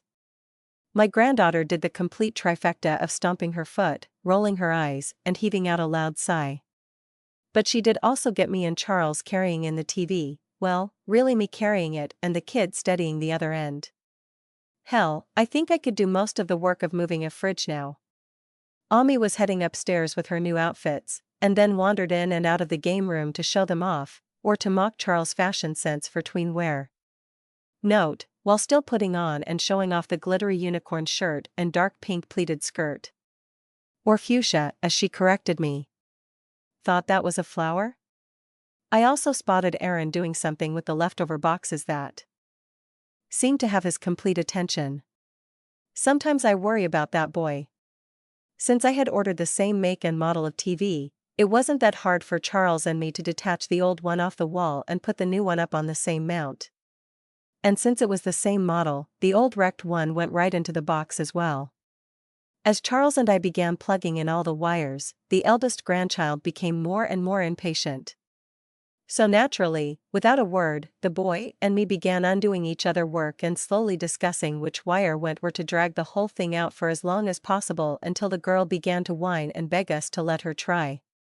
Which we eventually did, all the while giving her unneeded and unasked for instructions and explanations of how she should do it to her muttered replies of "Got it, I'm already doing that, stop helping." Old people. Welcome to the family, kiddo. Boys and men have been doing this to little sisters, brothers, daughters, son, nieces, and nephews for 3 generations. Wouldn't want you to feel left out. We finally left her to it and drifted off to the other side of the room. I began racking up the pool table while Charles gave me an inquiring look. So, I queued up a break shot and set the balls in motion. After taking a look as they rolled to a stop, I called out "solids," and proceeded to sink 2 balls. Uncalled. Despite growing up with a pool table in my grandfather's house, which later migrated to my dad's and now my own, we had always played slops. Uncalled shots, with the 8 ball sunk last. I'm still not sure if slops is an official term, and have never cared enough to find out. Charles knew me well enough to give me enough time to think about what I wanted to say, but not well enough to guess I would wait until he was preparing to take his own shot to start talking. As he leaned over and pulled back his cue. I still got a lot of questions myself, about how this werewolf thing works. He looked up for a moment to see if I was ready to continue, then started to take his shot again. But I've gotten the impression that someone that just got bit might be dangerous for a while. He must have caught on since he just paused without looking up, then took his shot as I finished. Still threw him off, his ball hit the edge of the hole and bounced. I allowed myself a brief grin and a slight wiggle of my head as I examined the table for my own shot. I tried to use a little English to spin the ball the right way, and failed. But at least I had an easy shot ready for my next turn, if the cue ball ended up on the right end of the table. I waited for him to get ready to take his next shot. I also think that getting bit might not work every time, or maybe not for everyone. Otherwise, everyone would be biting every sick relative and friend, no matter what the consequences were. Hell, if just sinking my teeth into people was all that was needed, I'd be heading out to the nearest VA's hospital right now. It didn't work, he sunk his next 3 balls, despite my ramblings. But hitting a hospital full of veterans? I wonder if being turned would regrow an entire lost limb. Which would also help my brother. I had offered to replace the VA-issued prosthesis, but Drew said his life would be more improved with the same amount of money in stakes. I got him a deep freeze instead, along with a monthly delivery from his local butcher. Which was also a Red Smart. I would have to warn him about all that if I did bite him. Uncle John? Oh right, my shot. Maybe just focus on one game at a time. So before I start forming my own pack, I want to get filled in on everything I should know about being a werewolf, and also find out if there are any living up by your dad's house before he starts howling at the moon up there. At this point Sarah could no longer just eavesdrop and got up off the couch, from where she had been playing some shooter game, and walked up to join us. Why are you talking about turning your brother into a werewolf? Charles looked over to me, and I shook my head. This is another thing you're old enough to hear about, darling, but young enough I don't want to burden you with it yet. Again, it's your choice if you want to hear about it. She thought it over, long enough for Charles to sink another ball. Wait, wasn't it my turn? She finally nodded. Your great-uncle had cancer. It got caught early enough to get treated, but it was also long enough ago that he will probably get it again before old age catches up with him. She thought that over and looked a little confused. We didn't catch it in time for my mother, and it was all over her, so it wasn't possible for the doctors to help her, just keep her around a few more years on heavy medication. No one else in the family has gotten it yet, and we've been checking, but with it in 2 generations of the family, you, me, Charles and everyone in the family has to be aware, and have that awareness lurking in their heads as a lifelong concern. Some understanding appeared on her face. Oh. Are you all right? I gave her a smile, while Charles stole another ball, jerk. Then I stepped over to give her another half hug with one arm around the shoulders. She only pulled away a bit, having learned to be suspicious. This is something we usually wait to talk about until someone is a bit older. You shouldn't need to worry about this on top of everything else a teenager has going on. And I'm fine. I get a checkup every 6 months. Clean bill of health as of 2 months ago. I felt her relax a bit, some tension I didn't even notice going out of her shoulders as she pulled free before I could quite get my hand on the top of her head to muss her hair. That's game, said Upchuck as he sunk the 8-ball. Jerk. Taking advantage of a tender family moment just to win a game. Some people. I took the time to give Charles the dirty look he deserved before racking my cue. So if it will help him, and he agrees, I will bite your dad, but not until we know the full ramifications, right? He nodded and turned to look at Sarah. So, magic warrior?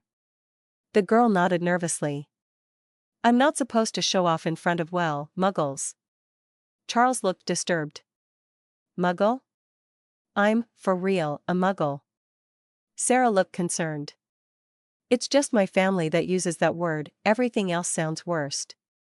I mean, even my family uses the word Nuru, which like a blank canvas, which could be nice, but not the way they say it. She began twisting her hands together while Charles looked over at me with a worried look. And all the words I've heard about for anyone with magic makes it sound like we think we're better than normal people, but we shouldn't think we're not normal either. I gave the boy a dirty look like he had set off a teenage girl's anxieties on purpose as I stepped over and grabbed both of her hands. Muggle, werewolf, magic warrior, witch. They're just words, kiddo. Don't overthink it. She gave me a dirty look, yanked her hands back, gave me a hand stare. It matters. I gave her a stare right back. It does. But, even if you find a good word for the difference between those who have magic and those who don't, people will find a way to make them sound bad in time. Retarded was just a medical term for someone whose mental development had been, well, retarded. It didn't start off as a bad word, but people used it as an insult until it became a bad thing to call anyone. Same thing happened with handicapped and disabled. Don't get too wrapped up in picking just the right word, just know what you meant, and if people try to correct you, it doesn't mean you did something bad, you just need to take it into consideration for later on. She crossed her arms, but she did listen. Not sure if I'm passing on well-earned wisdom or outdated information here, but it's what I got to work with. Right now, I'm supposed to be calling the sheriff to figure out what my official statement is going to be, and luckily I got my lawyer right here. So go check up on Aaron and your sister for me, while me and the boy go make a call. I headed for my office. Charles caught up with me after pausing to say something to Sarah that left her with a grin. Not going to ask, that was their moment. I opened my office door and let him in first. He turned to me, so Mr. Lathe, will I be billing you for this? I shrugged. You might as well, you can even bill me for the gas and time it took to get up here and back. He took a seat and considered his phone for a moment before tucking it back into his pocket. I was going to record this, but I don't think I would ever want this conversation submitted to court. I nodded. Probably wise. So the sheriff wants to talk to me about what she's putting down in a report. She said I could call her since her deputy spilled the beans that everyone could smell that I had kids in the house, and with me being recently bitten I might be overly protective of them and won't want to leave them alone long enough to get into town to report to the police station. At least not after last night. I leaned back in my chair. So how do we play this? Charles rested his finger against his lips while he thought that over. Okay, so for once the police are on our side. She's more concerned about keeping her and your status a secret rather than arresting as many people as possible to cover her butt. That put us in a good situation legally, but the other part? He rested his hands on the armrests of his chair. Do we want her to know you filled in your muggle lawyer? Even as family, they could have rules on who is allowed to know about your existence, and I don't want to get my throat torn out after getting pulled over on my way home. I thought that one over. Met a local boy that I'm pretty sure was human. He knew the sheriff's grandson was like me and didn't seem too worried about it. Just nervous he had been caught taking pictures of my license plate. That got me a raised eyebrow from the boy. The 3 idiots who showed up at my house last night spread a story at a bar outside of town that I was dodging my alimony. I waved my hand. But the important thing is I'm pretty sure you're safe, but let's have you just keep quiet on the call. Write me a note if it's important. I dug out another cheap notebook and a mechanical pencil. Then I made the call which the sheriff picked up after a few rings. Hello, John. Glad you finally called in. Yeah, would have been earlier, but I got an order in and had to settle the kids enough to keep them busy while I'm on the phone. There was a pleased sound on the other end of the line, apparently mentioning them had reassured her that it was safe to ask about them. So, kids? Grandkids, their parents are dealing with something and dropped them off. There was a pause. Shouldn't they be in school? Should they? I have no clue. Would kids be out for the summer by now? Not something I keep track of. Charles nodded his head and mouthed the words, yes they should. Pretty sure they're homeschooled, but that's not why you had me call. Forgot she's a bit nosy, best to switch the subject. Alright John, I'll drop it for now. And insightful. So let's talk about what really happened last night, at least as far as the official report goes. The sheriffs paused for a moment. This is the official story. They heard about some rich guy moving into the area, and made up a story about his ex-wife looking for him to find your address. When they got onto the property, you called me and held them at gunpoint when they got up to your house until I could get there. They never had a gun, no shots were fired, and there was no dog catcher pole or baseball bat either. I felt irritated, which I would think I should be, but it was also coming from deeper down. Someone threatened what was mine and they should be dealt with, in a way they don't come back for me again. Was this just because this was something that had happened to me personally, or was this bone-deep anger something new I got from being changed? I realized I was sort of growling a bit, more of a long drawn-out grunt to be fair. You don't sound happy, but at the risk of making it worse, I'm going to need you to agree not to press charges. Hear me out. Right, do not yell at the pretty lady, the pretty cop. Cop, do not yell at the cop. I blinked a few times to clear my head. The boy leaned back from where he had been listening in, carefully blank-faced. In that it's just trespassing charges, they will hardly make a bump in the system, and they can handedly disappear. I've already made arrangement for them to start working at a different RedSmart, and not the one you went to. Okay, why? She took a moment. They are idiots. But they were idiots being forced by a renegade vampire at a RedSmart to look for one of us and try to kidnap them. Since they are now in the know about things regular humans aren't supposed to know about, we need to keep an eye on them. Transferring them with a raise to a store up north gets them away from everyone who knew them, keeps them where someone involved can keep an eye on them, and lets them get on with their lives. She paused again, asked in a careful tone. Unless you feel the need to do something to them yourself? I let out a breath I didn't know I had been holding. No, nothing like that. No more than I would have before, or I think anyone would. Putting someone like you, and a judge between someone who did harm and the person they harmed keeps it from being about revenge, and that's how I always thought it should be done. No revenge fantasies here. Just let me know what I need to do." She sighed a little in relief. "I'll have a report for you to sign giving your version of the story we agreed on, and a statement that you've chosen not to press charges. Just swing into town someday this week and sign it." She hesitated for a moment. "Then maybe we can have lunch again?" "Well, I was hoping to get a hold of your deputy today and invite her, her kid and her boyfriend, your grandson, to dinner so I can pump them for all the information I need to know about being a werewolf. I think Darius joked about Werewolf 101. You could join us tonight, or even show up just yourself if I never do get a hold of her." What was I going make anyways? Oh yeah, lots of meat, right? She sounded pleased. "Sounds good. Although I do like a salad and sides too. But let me get a hold of her for you since she tends to scream numbers she isn't familiar with. Also, Darius is just living with her. He wanted to move out of Grandma's house when he was 18 and Deborah needed a roommate for the rent." I leaned back in my chair again. "You sure there's nothing between them, two youngsters, late night runs in the woods, with no clothes on?" She laughed. "No, Darius liked boys, that why, he ended up living with me. Family issues." Ouch. Right. "So I'll fire up the grill around 6, the kids and my nephew will be here." Right, reveal they are part of the supernatural world, or in the know or not. "And well, we can talk about them when you get here.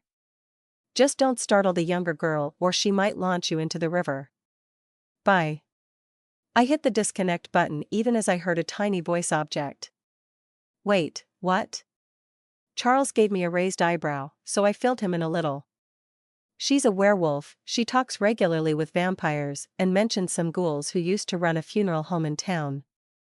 I think it's safe to let her know the kids are something else too, and I don't want her heading in here all smug and in charge because she knows more than I do." He raised his hand in surrender. "Hey, it's your life.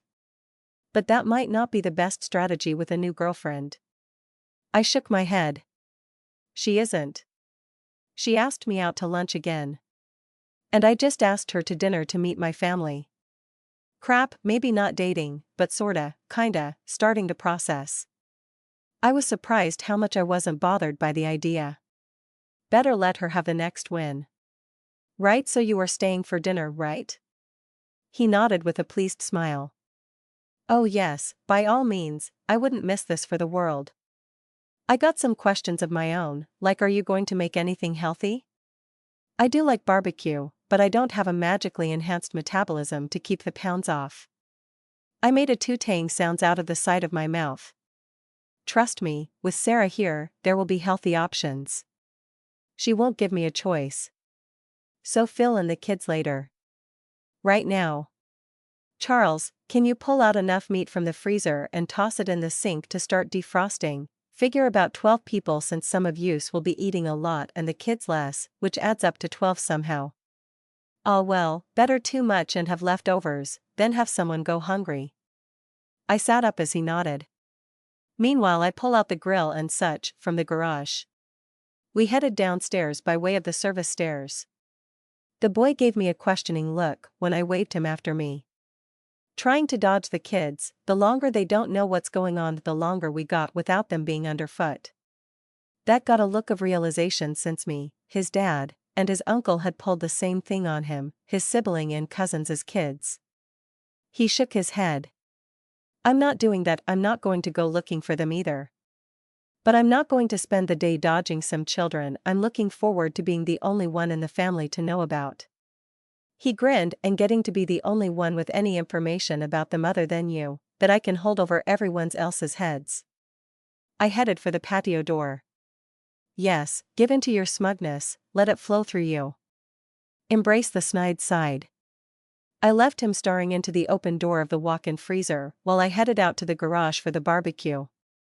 I had looked at a number of brand new ones, both gas and charcoal. I had examined the big hulking fancy one with all the options, and even considered having a permanent brick one built, which all things considered I might go looking into that again. But what I had settled on was the old scout troop one made up of half of a metal barrel with sockets for 4 screw-on legs welded to the corners. I had dug it out of my oldest brother's pole barn from where it was buried under all the other junk that was unsaleable or undonatable that my dad had saved and Drew had taken rather than let it all be thrown out. There was a lot of rust, but only on the body. The grill that went on top was in pretty good shape, and the whole thing altogether had a lot of cooking area. Lifting it in the past had been a 2-man job without it dragging it, but now I could heave the whole thing up and carry it out the side door without it banging into anything other than the ground when I tapped it a few times to loosen up the loose rust and shake it out. So, perfectly good shape, and what all might end up falling through the holes in the bottom weren't going to hurt anything much. I set it out in an open patch of grass behind the patio and then positioned an old picnic table that I had gotten from the same rescue trip.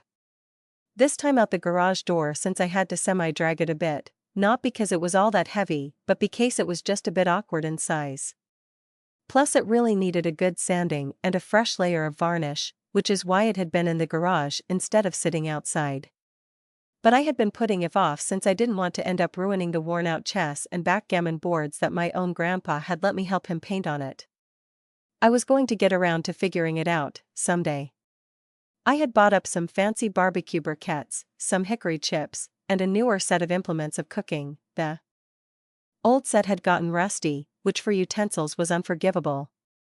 The newer set was longer too, which helped since the barbecue sat pretty low to the ground. Sky looked clear, and I remembered to double-check on my phone, since getting my body fixed up meant the old broken bones on my hand didn't ache before a rain front rolled in anymore. So no problem letting everything sit outside. But I decided to set up one of the dining flies for some shade, and maybe some of the tiki lights in case people want to stay outside after dark. Bugs might be a issue, but I did have some keep-away candles for them. I just wasn't sure I wanted to get a whiff of them with my new sense of smell. Another thing to ask about. As far as the light went, I had some older ones with Easter Island-looking heads that were probably horrible racist now. Which would give me something to look forward to if the socially conscious grandkids complained about them. Also some lights made of colored bulbs with netting around them like the ones that had been used in fishing somehow. Not too clear on how, but they looked nice and had been on sale. So, Charles should have meat out, hopefully the ribs, sausages, and chicken for the adults, with hot dogs and hamburgers for the kids. There were buns of both kinds. I also had corn and potatoes for the grill and I could mix up some dough for some biscuits in the oven. I had cider and beer for the drinkers, and soft drinks for everyone else. I should probably mix up some lemonade even if it was only the sugar-free stuff I already had in the house. Dessert? Maybe get out the Dutch oven and make a molly with the leftover coals, but I would have to use jelly since I don't have any fruit pie filling. Heck, might as well experiment and make a peanut butter and jelly molly. Most kids, and me, will eat it if no one else does. Maybe I can find a recipe on my phone. Nope, guess I can wing it. I headed in since setting up the fly needed more than one person. No matter how strong you are, you need a second guy to hold up the pole while you hammer in steaks. I stopped and stared at the meat sitting in the sink as Charles wandered around the kitchen looking in the cupboards. Charles, you have to fill the sinks with water to help defrost the meat quicker. He turned to me and frowned at the sink. Really? I paused to think about it. That's what I always saw my mom do. I always assumed it pulled out the cold faster, since air doesn't transfer heat all that well. I shook my head. You're a bachelor, how do you normally do it? He leaned back and folded his arms. I went from living at home, to being a college student that ate fast food or at the cafeteria, to a lawyer that could afford to eat out all the time. I've never needed to learn how to cook. I gave him a look. Well, today you are going to learn how to barbecue, since that is a man's skill, and claiming you need to learn will keep the girls out of the way. The girls in question wandered in just in time to hear that. Sarah looked suspicious, while Ami asked. Out the way of what? What are we doing, what's going on? I stepped forward, one hand on my hip, the other lifted up in a first as I looked intently out into the distance. Manly cooking. An open flame, flavored with gasoline and treated wood. Large slabs of meat with flying grease. Not a place for little girls. I pointed at the two of them. No, you will limited to baking and making side dishes, and baking where you belong. Sarah flipped me off. Ami got excited. I get to bake? Can I make some cookies too? I tossed a head shake and a rude to the older girl and a sure, and I'll be in and out to help you. Charles made a get-on-with-it gesture at me. Oh yeah, I guess I should warn them. Plus, I invited a bunch of werewolves to dinner, so watch out for the little one, she bites. That got their attention. Sarah was concerned. Wait, how many werewolves? Are you in trouble? Are we in danger? Ami had other concerns. Really? Does she turn into a wolf puppy? So did I. Where's your brother? They didn't seem all that concerned about him. Sarah waved in the general direction of the rest of the house. I left him playing. Why are there werewolves coming here? I guess the boy is safe enough. Safe enough, I can't use looking for him as an excuse to drag this out just to torment the other two. I need some, or more like a lot of answers to what all is involved in being a werewolf, and also what all is involved in it getting passed on. So the sheriff, her grandson, and the deputy that lives next door, as well as her daughter, are coming over. Ami grinned and glanced at her older sister. Oh, naked guy is coming to dinner. Sarah blushed as she glared at her sister, then her head snapped over to my look of curiosity and she went pale. With an angry, desperate look on her face and a hissed, "Shut up." She grabbed Ami's hand and dragged her off. Charles gave me a raised eyebrow. Naked guy. I shook my head. The girl in the bear trap, Melinda, had a nightgown that vanished when she turned into a wolf, and so did my sweatpants the first time I changed. More importantly, they came back when I turned human again. So I'm not sure what was going on with that, but the kid and the deputy both showed up as wolves, still not sure why, but no clothes on when they turned human again. Since the kid, Darius, is supposed to be gay, I don't see any reason for them both to be naked that late at night. Even if they both just happened to sleep in the nude, the deputy was supposed to be working a midnight shift that night and should have been up for an hour by then.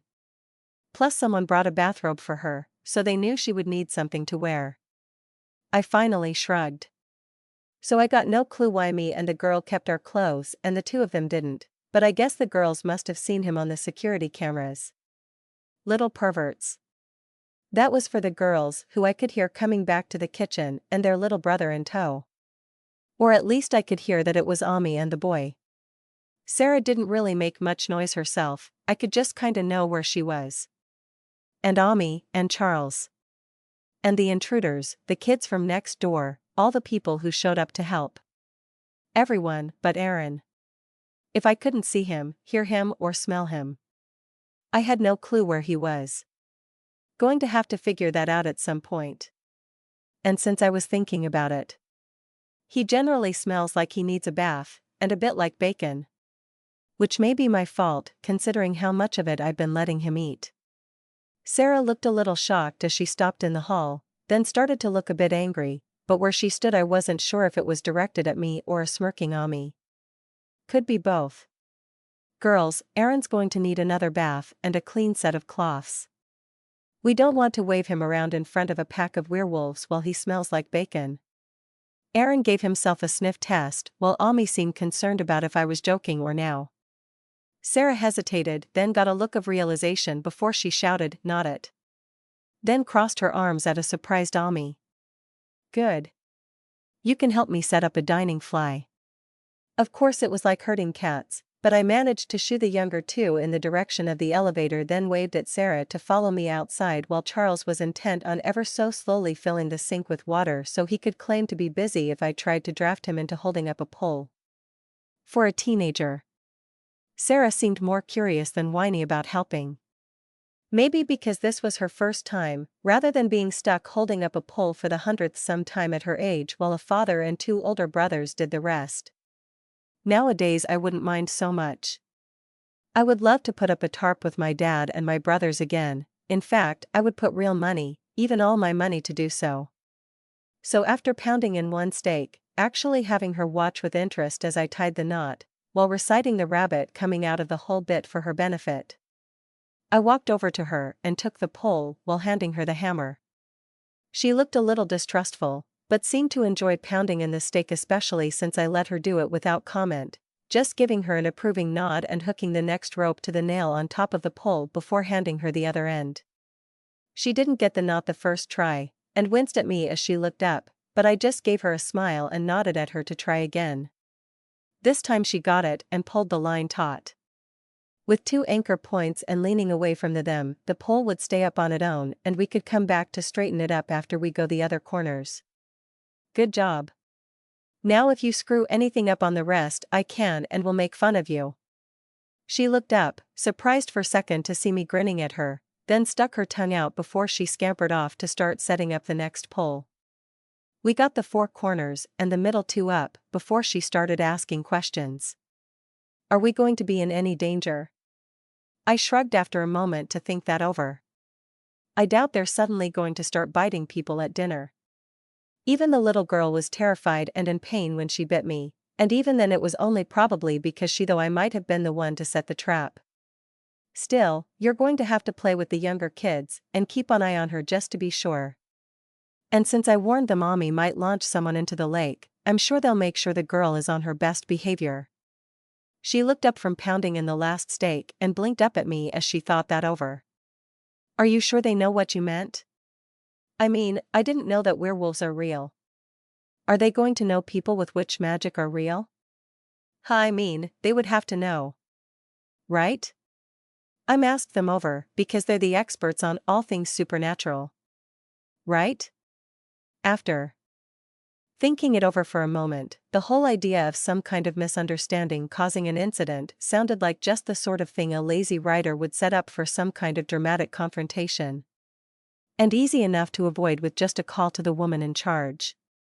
Hi John. Any problems? Hoping to make sure there won't be any, Adora, she gave me a concerned My granddaughter made the point that she spent her whole life around witches and ninjas. Sarah gave me a glare. Sorry, witches and magic warriors without any clue that werewolves and vampires were real, and she thought I should make sure you knew what I meant about someone getting launched into the river. I could hear the sound of a door closing on the other of the line. Yes, I was a little curious about that. Please explain. Oof. She sounded a little serious. I would say not mad, but serious. But women can be strange about being mad about something but not letting you know how upset they are. Like they somehow missed an entire gender being uninsightful. The eldest is stronger than me, but has trained all her life that earned that strength, and has it under control. But her sister is getting magic that lets her affect the world around her, and it's all coming to her without a chance to have been trained to use it, since I guess they assumed that with her father, mother, and elder sister all being inner magic people, she would be too. She asked for a moment. While she thought that over. I liked that she had that habit. Alright, is she a danger? So how to put this? She almost hit herself in the face with a package of Oreos yesterday, trying to magic them down from a tall shelf. So I would say she's more of a danger to herself than anyone else, but then again she pushed an entire door frame out of a wall and threw it, and me, about 15 feet to the other my patio. But in her defense I had deliberately tried to scare her, so that was on me. Really, it's just a case of her getting really riled up or scared that her having magic would become an issue, and I'll already asked her older sister to keep an eye on her. That sound like what I would expect from your granddaughter. What now? Adora, am I strong for a werewolf or something? Sarah, who had been hovering close to listen in, and nearly chasing me around as I kept trying to move away from her, perked up at that. Oh yes. Very strong. You are doing thing I've only learned to do with age, and you're only been a werewolf for a week. You are so strong, I thought you were a born wolf and just trying to play some sort of game by claiming to be new. I had no idea what I might be up against with you moving suddenly into our territory, buying up a mansion, and all at the same time we began finding silver-plated traps. One right on the edge of your property. I was really convinced you were an old wolf making some kind of power play, at least until I did my background check on you. Oh.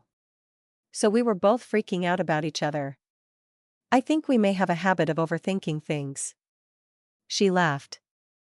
Yes, I've made 3 phone calls so people would know where I was going today. Just in case.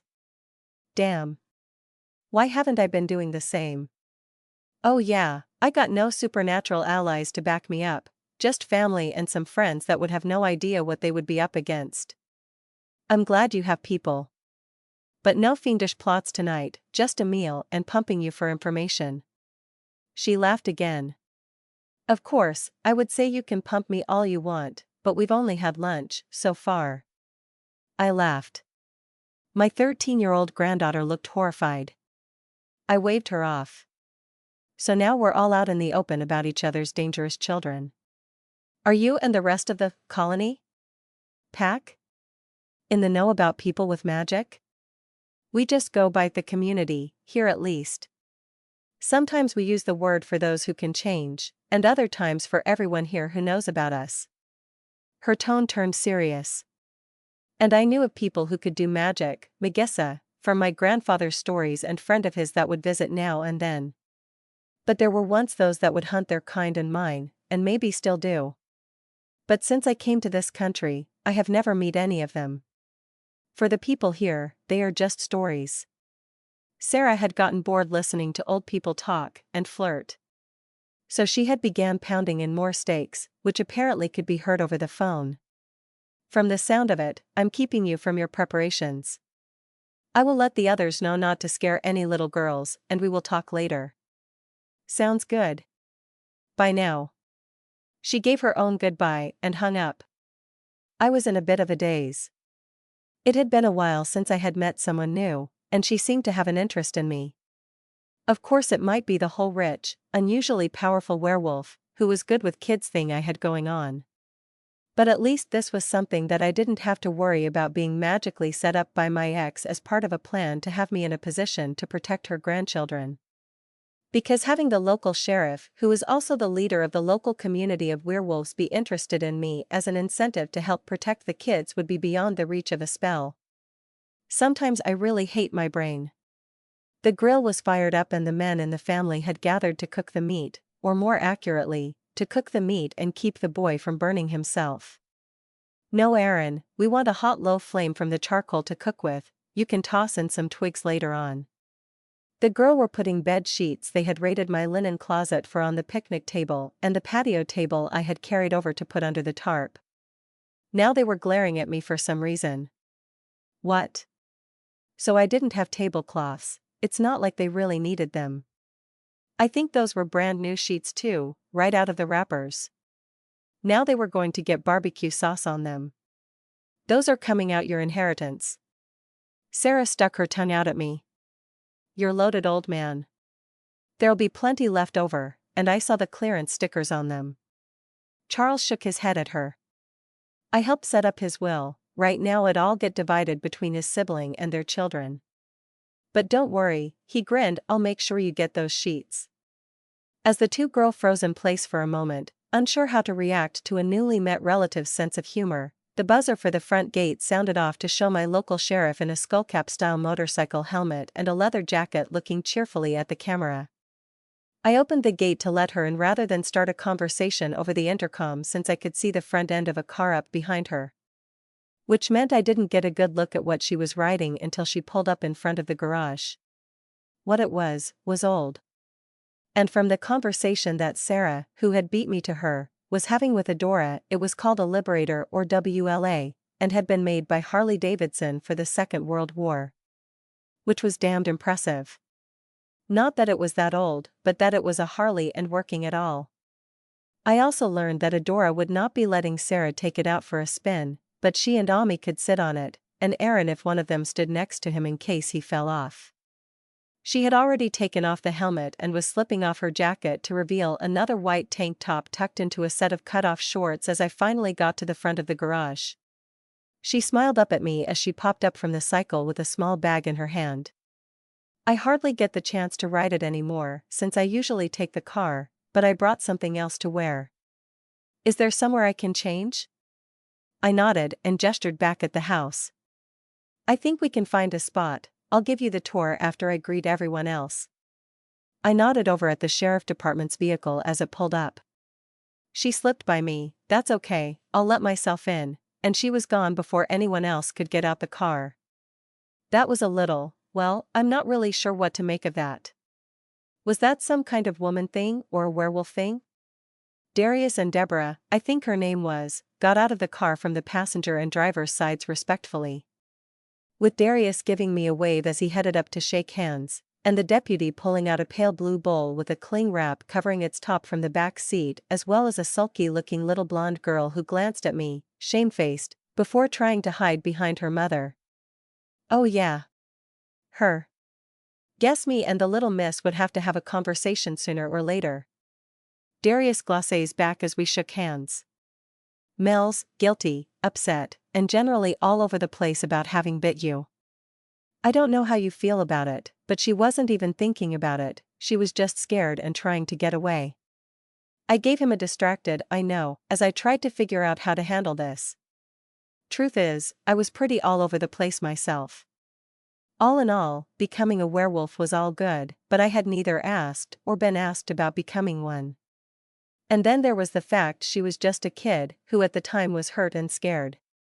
The deputy was wearing a dark green blouse with some kind of tiny white flower on them along with a slightly faded set of jeans with sandals, and looked a little nervous as she walked up, holding her bowl in front of her almost like she was hoping it would protect her. I brought some potato salad. She kept her eyes down, looking anywhere but at me.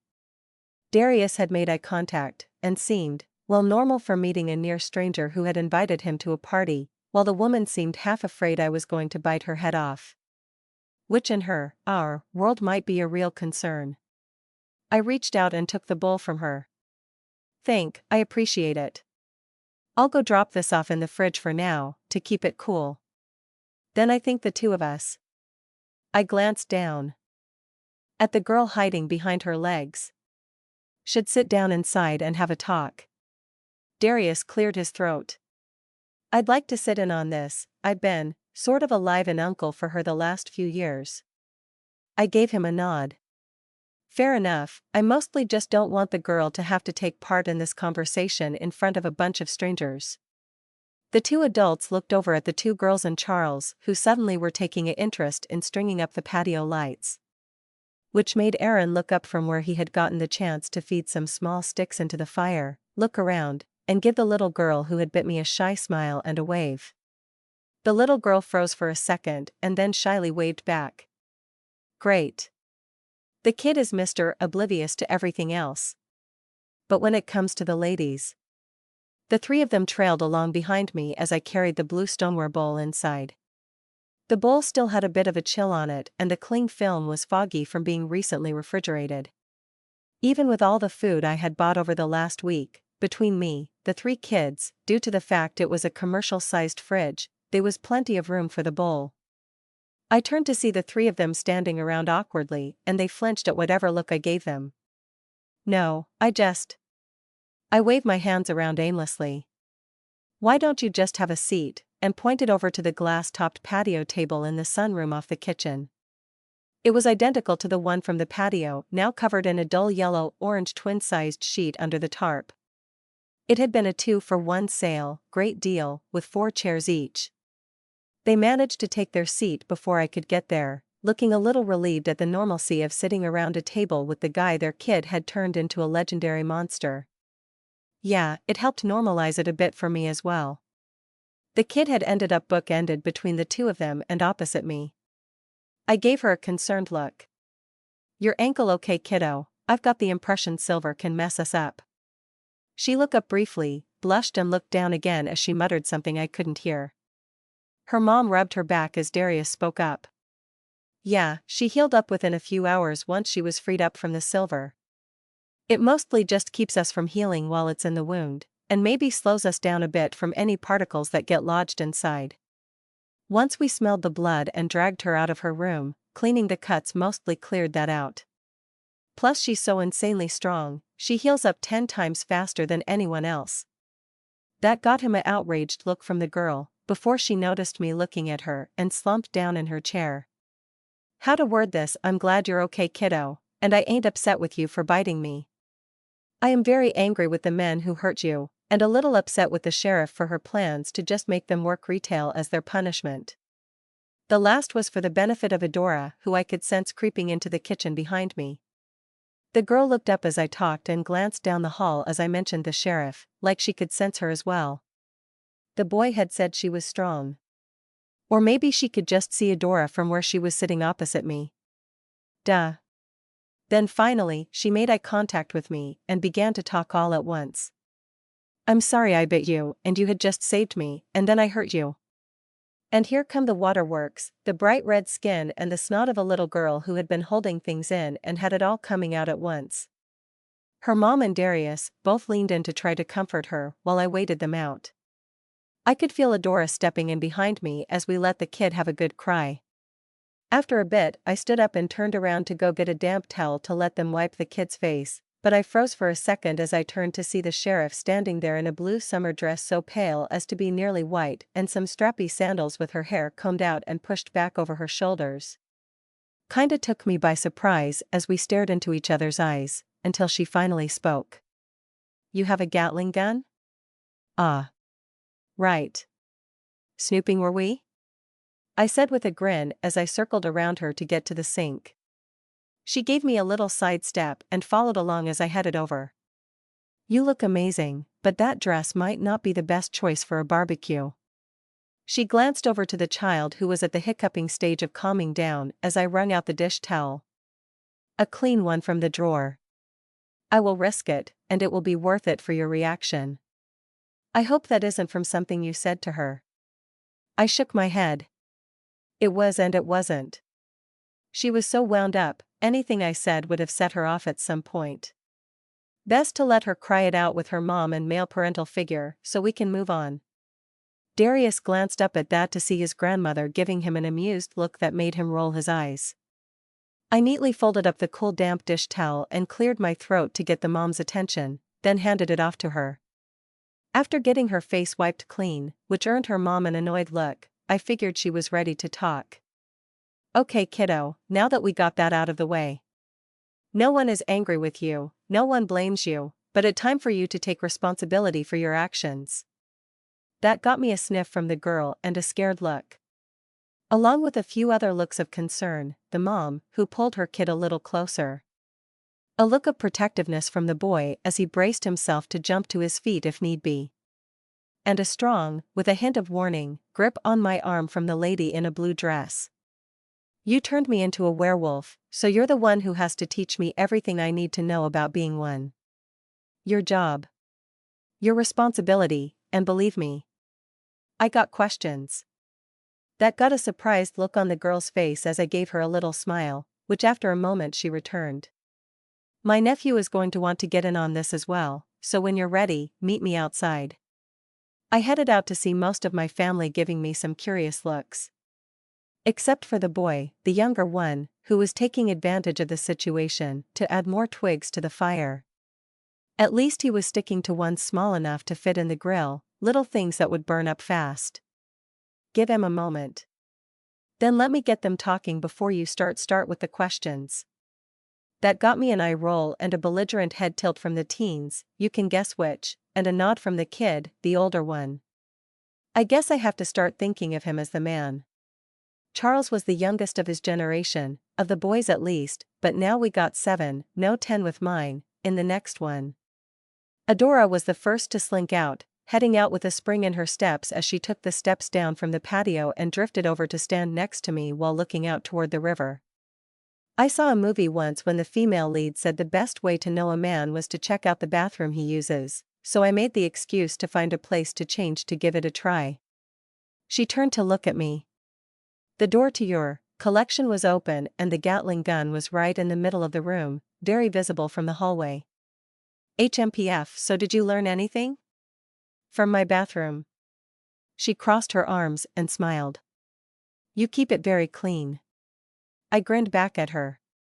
I saw that movie too, and didn't want to leave anything for someone to read into. Plus you gotta keep the bathroom clean, once you let it get messy, It's too easy to justify letting it get a little worse, since it's only going to make cleaning it up eventually just a little more work. She stared at me a moment before rubbing her finger between her eyes. That is so, man thinking. Again, HMPF. Oh please.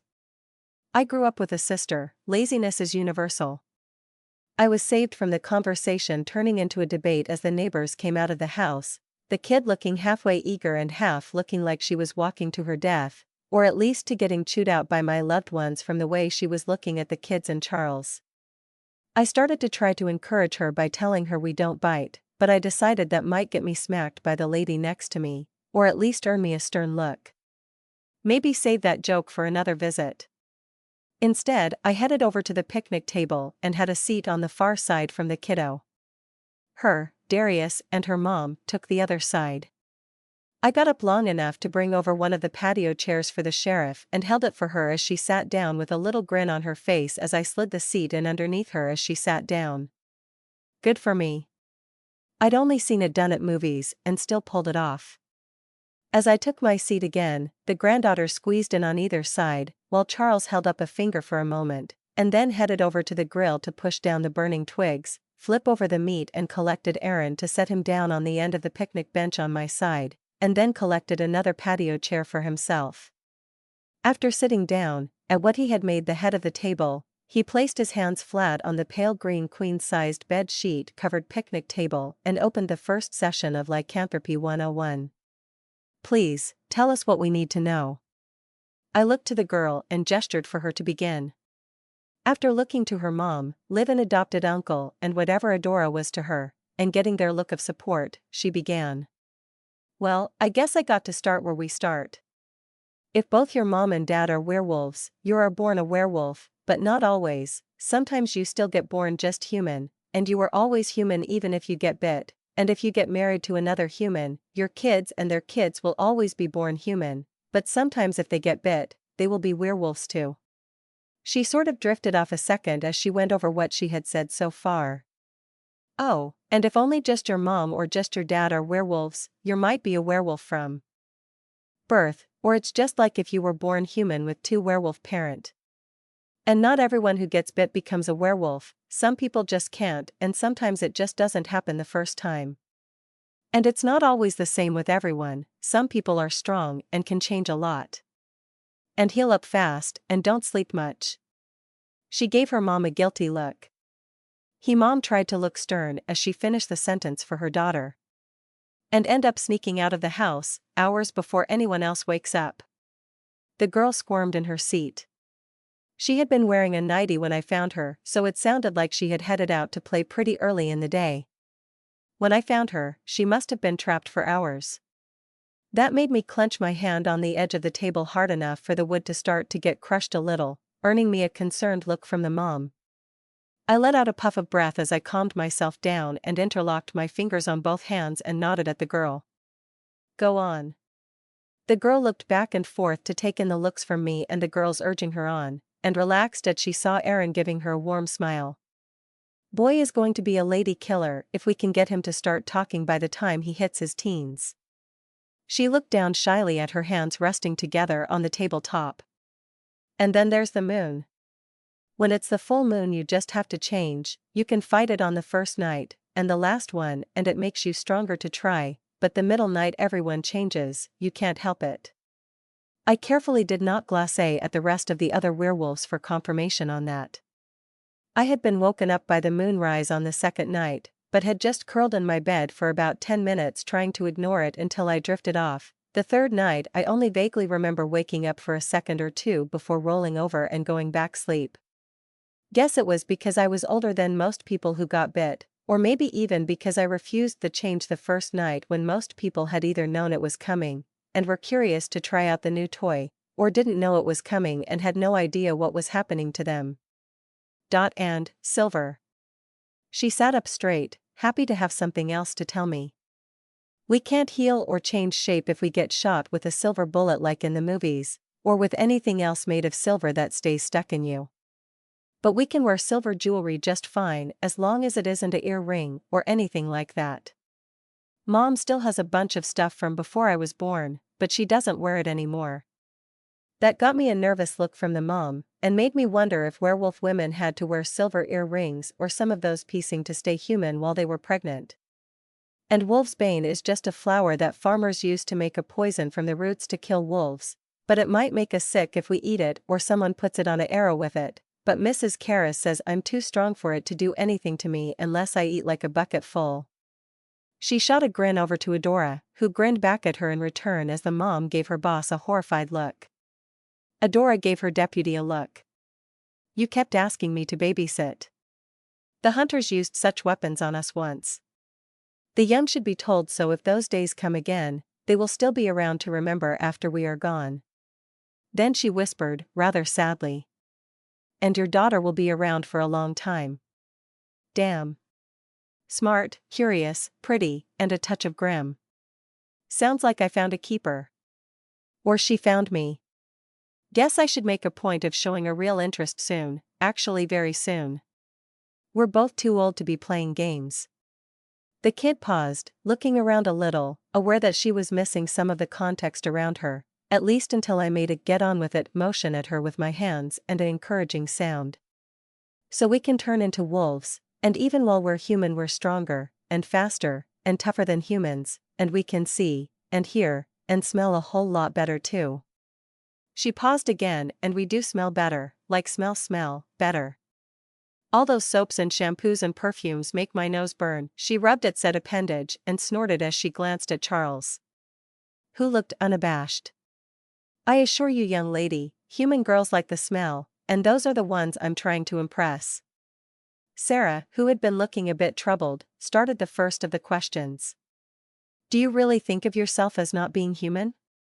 Melinda blinked at her a few times, blushed and began to squirm as she whispered. We're better. Her mom blushed and shot her a side look. Adora nodded a little, while her grandson glanced off to the side.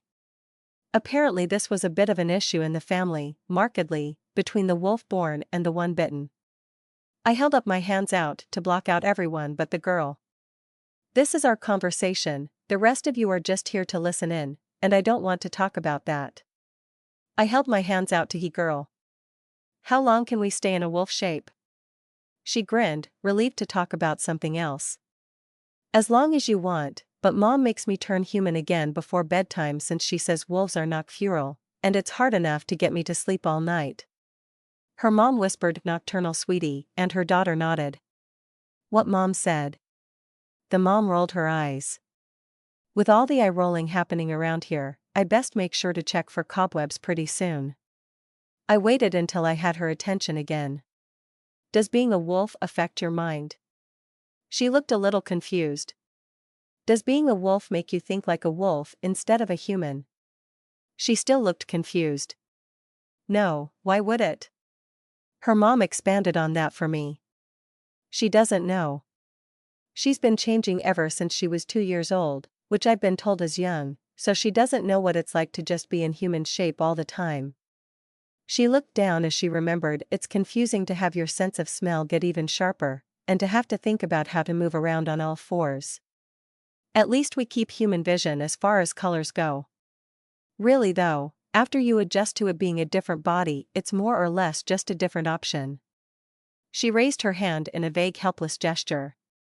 Other than the nights of the full moon, when you get so pumped up and energized you just have to get up and do something, and you do get some of that even just by turning. She glanced at Adora. But I've been told you get better control of that as you get older, and that it's a lot worse for men. Her daughter nodded eagerly. And you get stronger too, and not just by getting old, changing bodies a lot makes you stronger, faster too. Her mother shot Adora another look. The sheriff shrugged. She had questions, as her elder it's my duty to answer, and I did not tell her everything. Not the parts her mother should tell. It won't be that long before she is a woman. Well. That brought everything to pause, as people, the men, looked embarrassed, and too many expression from the women, and the girls, were going on for me to track. I sure others may be interested in how being a werewolf affected woman stuff, but I wasn't going to ask. And would cover my ears while going nah, nah, nah, nah, nah, if anyone else did. Don't matter how old you are, you're still allowed to be childish about some stuff.